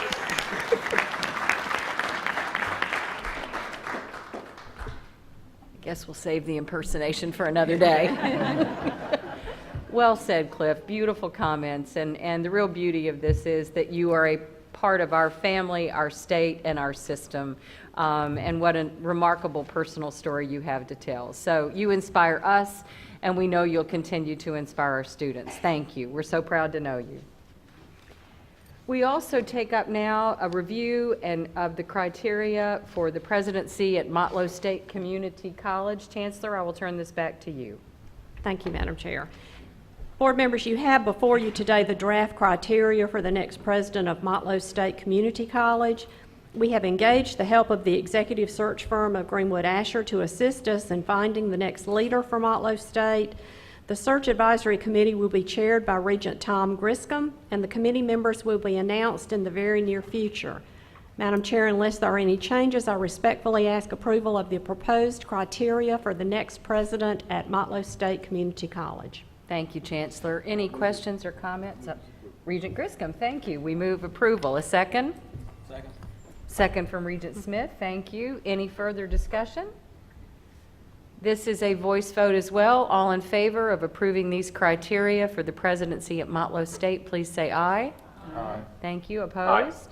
Aye. Thank you, Tom. We will proceed with the search. Thank you. And Chancellor, with Dr. Van Allen's retirement this week, and we are grateful for his service, we call on you now to approve criteria for the presidency at Nashville State. Thank you. As all of you are aware, Dr. Van Allen did announce his intent to retire effective December 31st. Again, you have before you today the draft criteria for the next president of Nashville State. We have engaged, again, the help of the executive search firm of Greenwood Asher to assist us in finding our next leader. A committee chair and the committee members will be announced at a later date. Madam Chair, unless there are any changes, I respectfully ask approval of the proposed criteria for the next president at Nashville State. Thank you, Chancellor. Any questions for the Chancellor about these proposed criteria? If not, we'll entertain a motion to approve.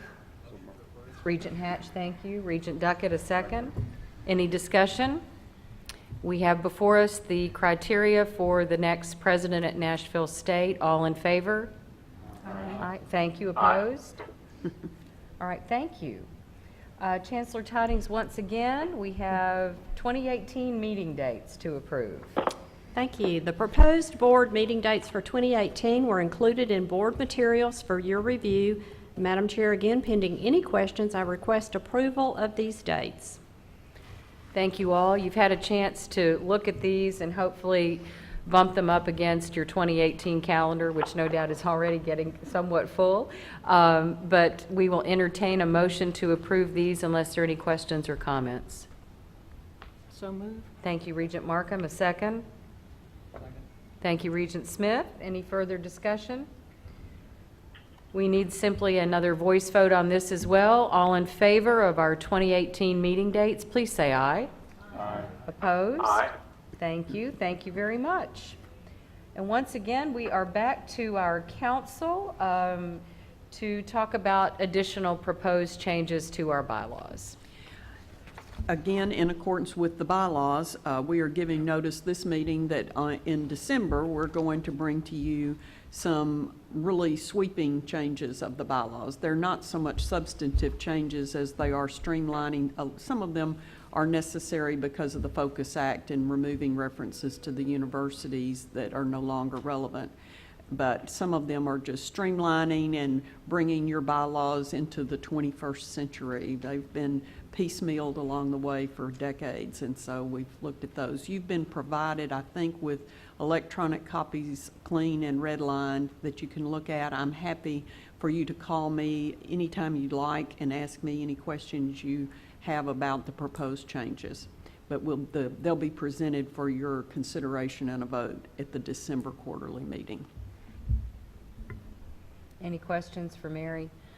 I really would encourage everybody since we do have those copies, to take just a few minutes to sit down between now and December and go through it with a pretty fine-tooth comb. And as she said, just give her any calls in the meantime. I think we've captured most everything, but we need other good sets of eyes on these so we can get them cleaned up and have a document that serves us well going forward for a period of time. Mary, we come back to you, and I know we've seen material on this, but you might just want to walk us through these proposed rule changes on immunizations.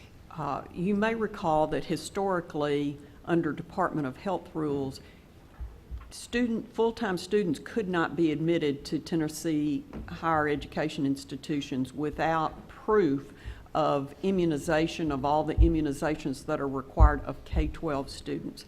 That was a bar to admission for many of our students when we were very concerned with the Reconnect coming up. It's particularly a problem for older students that don't have access to their health records. And so we worked with the General Assembly last year, and they passed a law allowing each governing board to adopt immunization rules for their own students. And so these are rules that we have drafted to implement that piece of legislation. We, as the legislation required, we have consulted with the Department of Health, and they have signed off on these rules that we've proposed. We took some comments from them.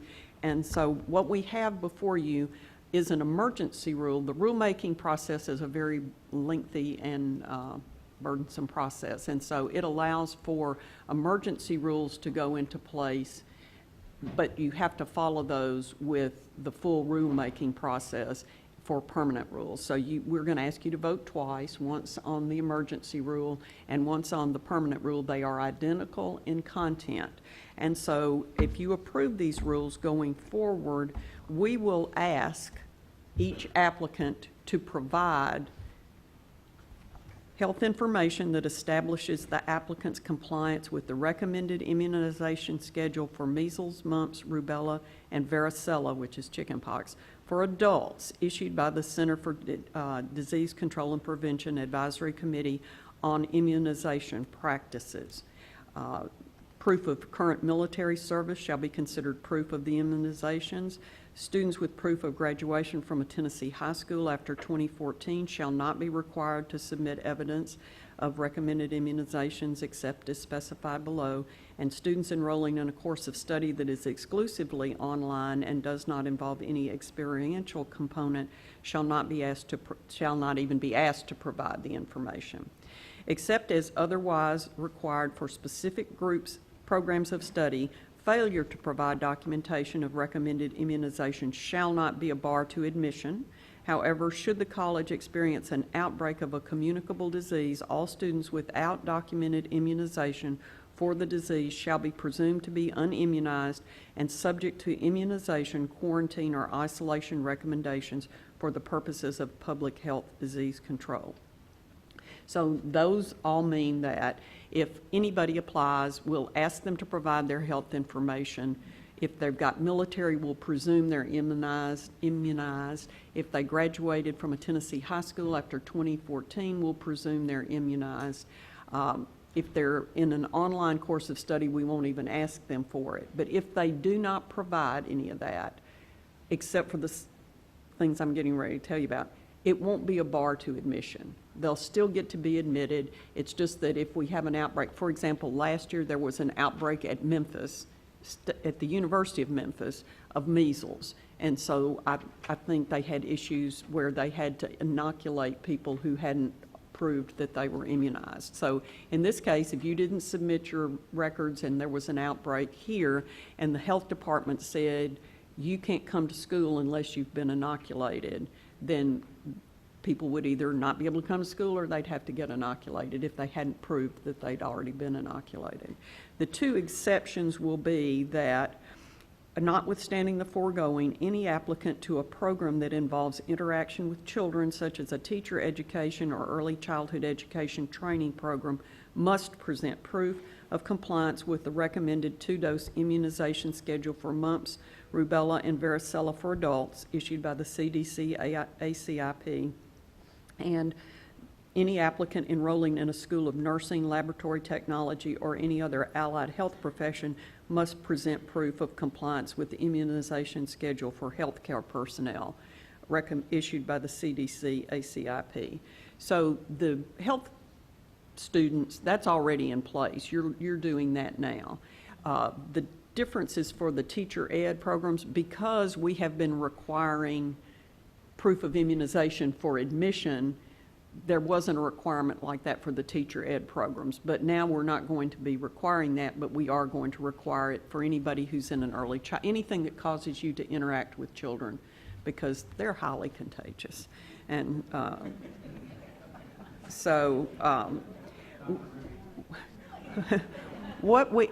taught kindergarten for 5 years. I know they're highly contagious. So the point is that we think we are eliminating a barrier to admission to our schools by adopting these rules. We think they sufficiently protect the health interests of the schools and the students, but at the same time will make it easier, particularly for these Reconnect students, to get in to our programs. And I recommend your approval.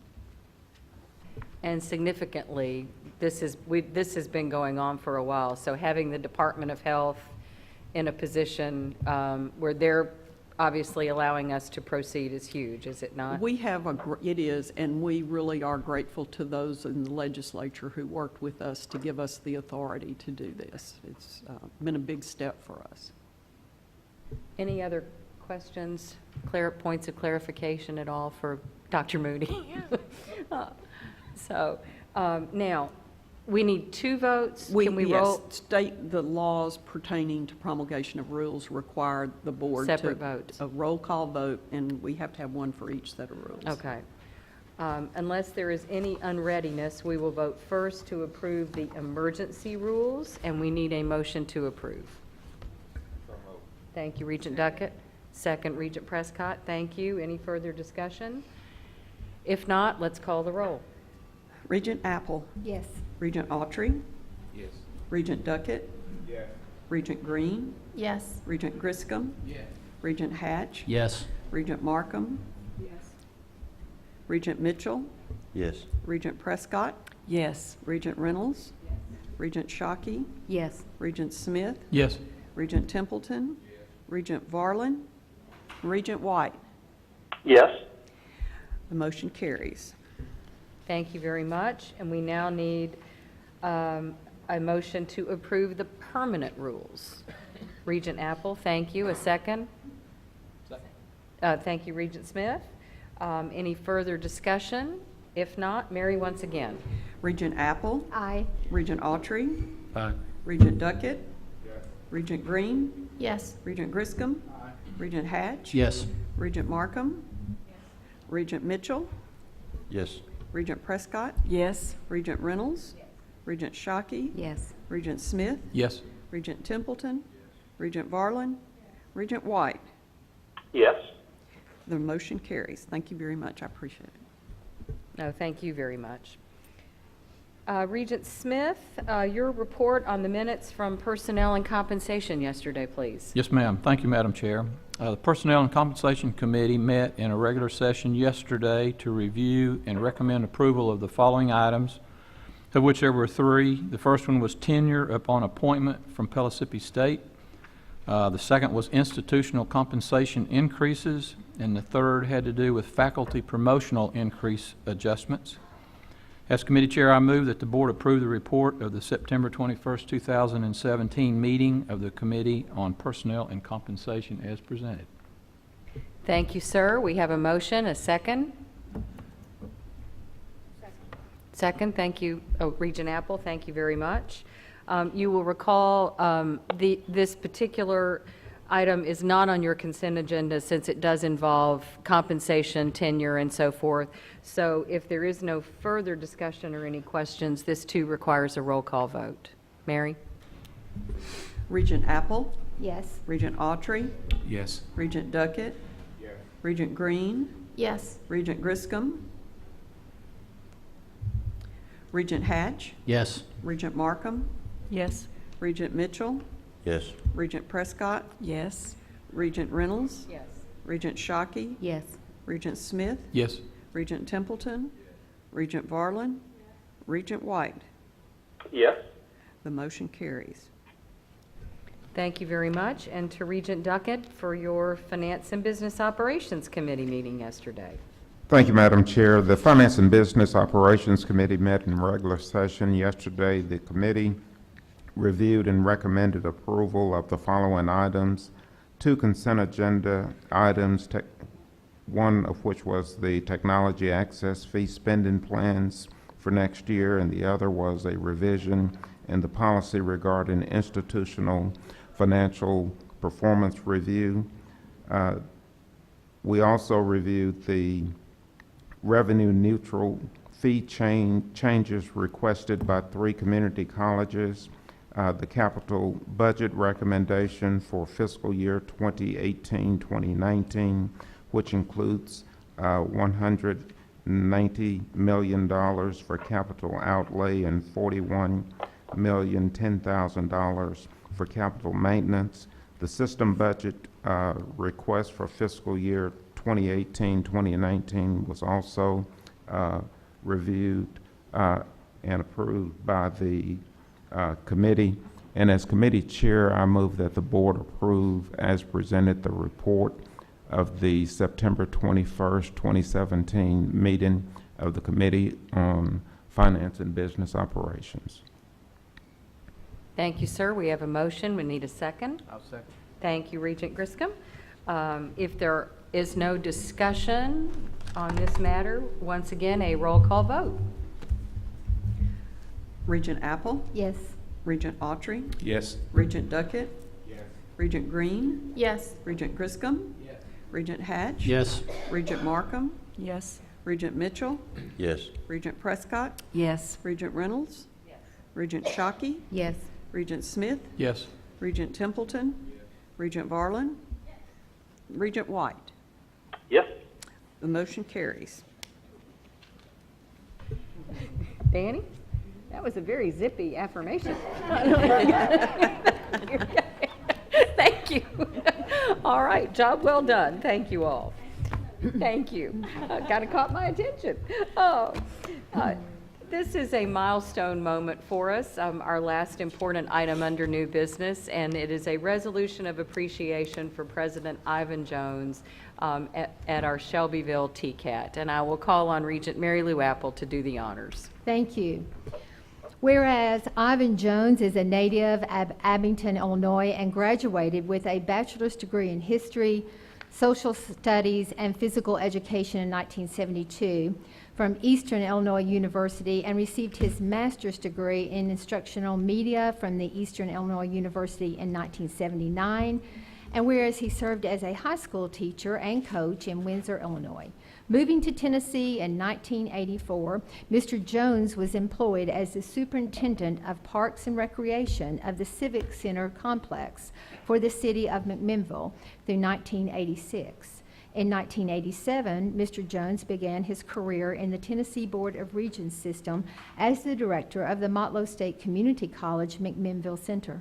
He served as the director of the Tennessee College of Applied Technology, Shelbyville, from 2000 to 2017, finishing his service as president.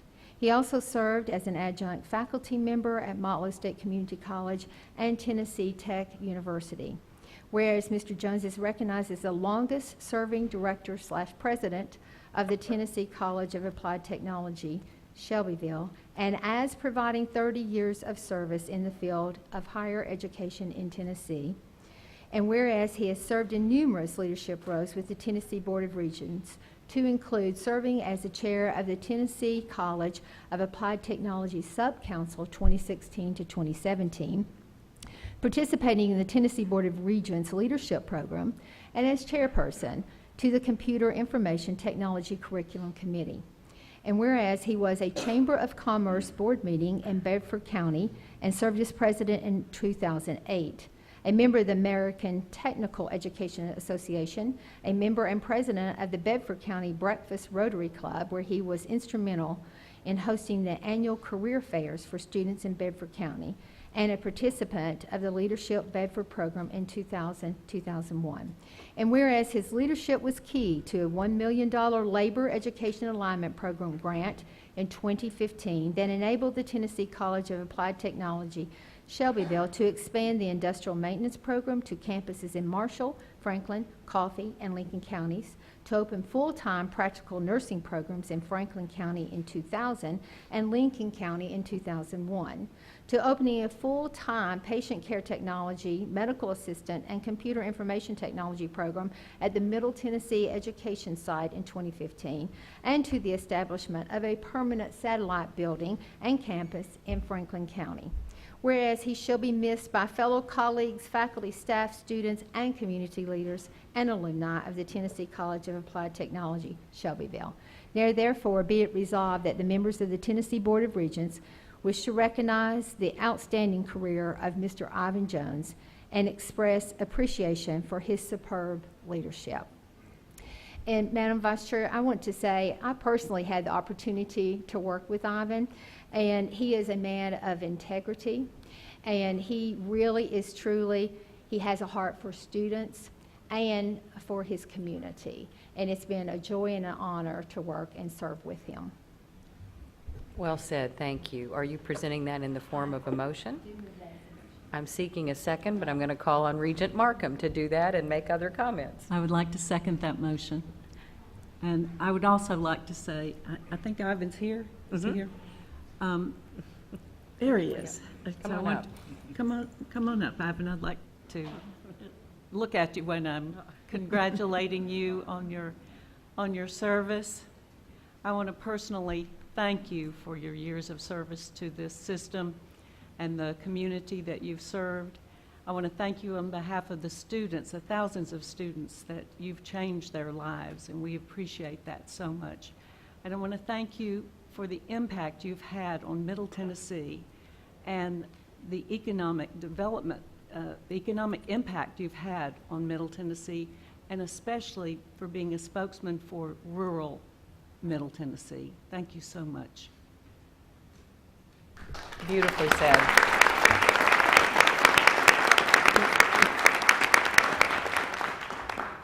We need a voice vote. All in favor of honoring President Jones with this lovely resolution, please say aye. Aye. Opposed? Aye.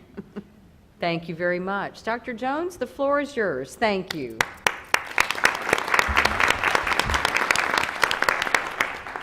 Madam Chair, Chancellor Tiding, Board of Regents, I want to say thank you very much for those kind words. I feel the pressure in the room knowing I'm the last on the agenda.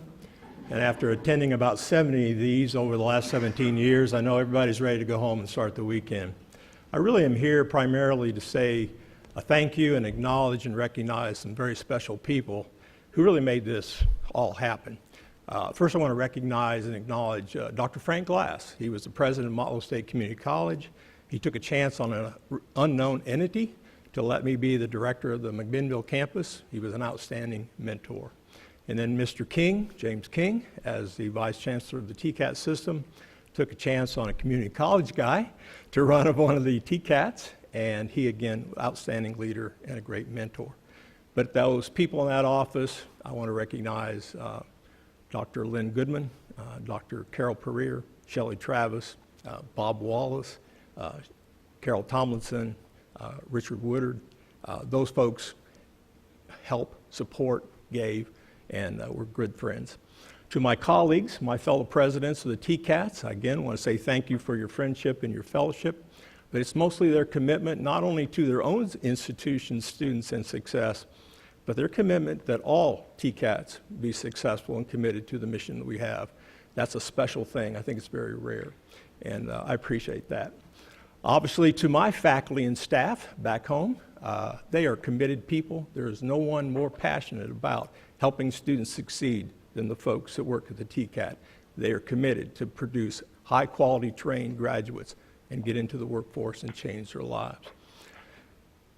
To my family, my wonderful family and my loved ones, who always waited patiently for me to come home from work and allowed me the freedom to do all the things that I've been involved in, I do want to say thank you to them.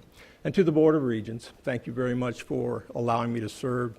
I thank you for your service to the state and your support for the TCAT, and wish you the best of the TBR college system. As you said, I'm from Illinois, old American history teacher. Every young kid who grows up in Illinois tends to admire Abraham Lincoln, so I'll close with a quote by Abraham Lincoln, and that'll sum it all up. Abraham Lincoln actually said it well. He said, "I have simply tried to do what seemed best each day as each day came." I thank you for allowing me to serve.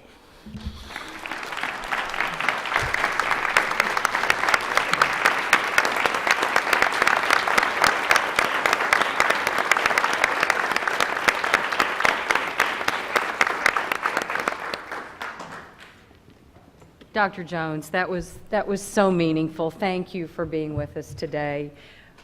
You not only tried to do your best each and every day, you did your best each and every day. And I have a sneaking suspicion that Frank Glass and James King didn't take a risk on you. They knew exactly the investment they were making and the reward that our system would reap. We are honored to have you with us today. Thank you. We have another milestone moment, and I will call on our Chancellor. We do, and Dr. Jones, congratulations to you on your retirement, but we also have another retirement that I want to make sure that we acknowledge here today. We have a very special member of the TBR staff who has been instrumental in not only planning the board meetings, but also in everything that happens at the board office. Pat Massey has more than 51 years of service to the state of Tennessee. She started when she was 1. Including nearly 24 years of service with the Board of Regents. And she has just recently announced her upcoming retirement. Pat began working for the state in 1966, right out of high school, in the Tennessee Department of Education's Division of Vocational Education. Our community colleges and technical colleges were under the Department of Education at that time, before the Board of Regents was established in 1972. While she was at the department, she attended classes at the old UT Nashville to earn her Certified Professional Secretary diploma.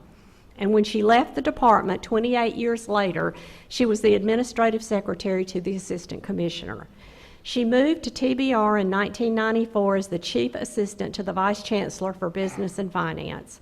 And all 5 vice chancellors she has worked with will attest that they couldn't have functioned as well without her. She knows the history, she knows where the bones are, and she knows what to do when our campuses need her help. She is also now on her 5th Vice Chancellor and Chancellor. I hate to see her leave us, but we know that you are headed to great things. Sanja estimated that Pat has helped stage about 100 board meetings. She's helped prepare the materials, set up the meetings before we get here, and work behind the scenes to make sure that our meetings run smoothly. Please join me in thanking Pat Massey.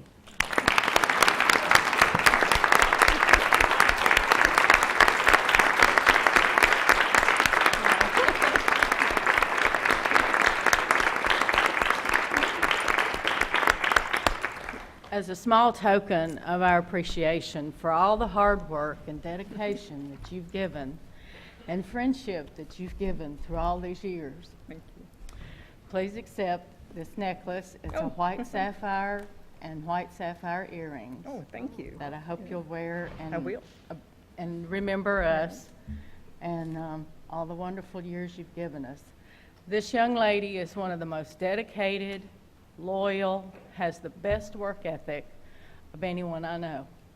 And I'm going to miss her. Thank you.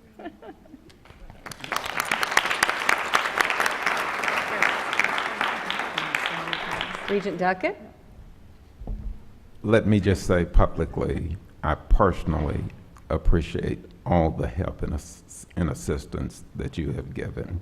The emails, the reminders, and I'll publicly say the scripts are most appreciative. Thank you. And I'm going to miss you. Thank you. Well, I told Sanja that she has my number and I'm always available. So That's good. Thank you. Did we give you hardship pay for working with Dale Sims all those years? Well, no, but now that you mention it, It'll be in her last check.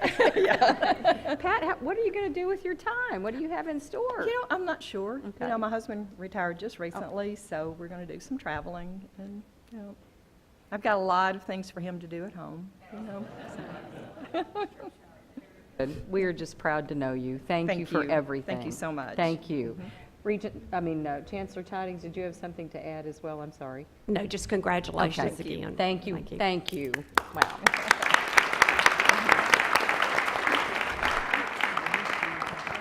Like I said, 51 years. That is amazing. What a great contribution to our state. You have made us all proud. Chancellor, I believe you had one more. Oh, Regent Griscom, I'm sorry. Well, no. Since you all had so much fun with me in the picture this morning, and I'm not sure which picture will go up, I've been thinking about this, but I'm going to go ahead and share it with all my colleagues here and with all of the presence in the audience. And if Tom White was here, I think he would have been there as well. There is one city that had all of its representatives here on the treadmills this morning. That's the president of Chattanooga State, the president of the Chattanooga TCAT. That's why I said if Tom was here, he'd join us, and this region. So I just offer you all a little challenge. Since you all had fun with me this morning, I'm having a little fun back. So thank you. Sanja, wherever we go next, we do not need a fitness center at the hotel. Thank you for the challenge. Oh, that's wonderful. Chancellor. Well, in closing, I just want to thank our presidents that hosted us here today. It's been alluded to, your partnership, and how much we appreciate that, but what I want to actually say is that you have set the gold standard for the state of Tennessee.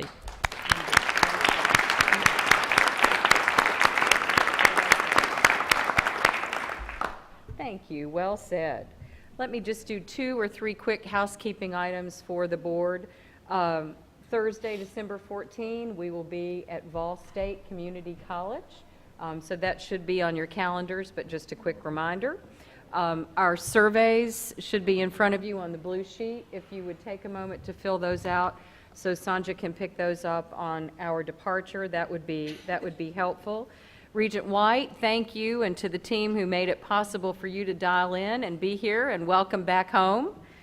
It's good to be back, and I must say the production has been absolutely excellent with the camera work and the audio coming through, so I appreciate that. Excellent. That's good to hear. Thank you. Exactly. Our viewers will appreciate that. That's right. So, and again, just as the Chancellor said, to President Hall, to President Rayner, you did set a gold standard. To echo your comments from yesterday, you have taught us how to work hard and play hard all in about the same 24 hours. From the tours yesterday to that remarkable lunch from our culinary students, to the incredible experience we had last night, a meaningful chance to visit the Civil Rights Museum and remind us all of how our mission is so closely tied to that mission and vision of Dr. King and all of the folks who fought so hard for civil rights in this country. For the hospitality you have extended, for the presentation, and to your remarkable teams, We are deeply grateful. And with that, I will ask you for any final comments or announcements you have for us.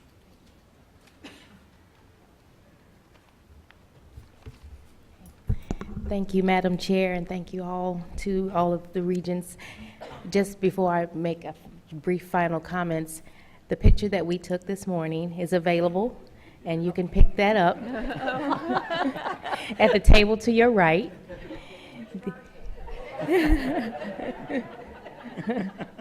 There, yes, Sandra has them at the table. The box lunches are available in the Cyber Cafe, which is in the back. They're available. And on behalf of Southwest Tennessee Community College and TCAT Memphis, it has been our pleasure to host you. We have enjoyed you being here, and it is our hope and our prayer that you have a safe trip back to your destinations. Thank you so much, and thank you for your support. We appreciate you. Thank you. Thank you. Oh, thank you both. Thank you. It has been an honor and a pleasure to be here. With that, any closing comments, announcements from any member of the board? Hearing none, my friends, if there are no objections, we are adjourned. Safe travels. Thank you all.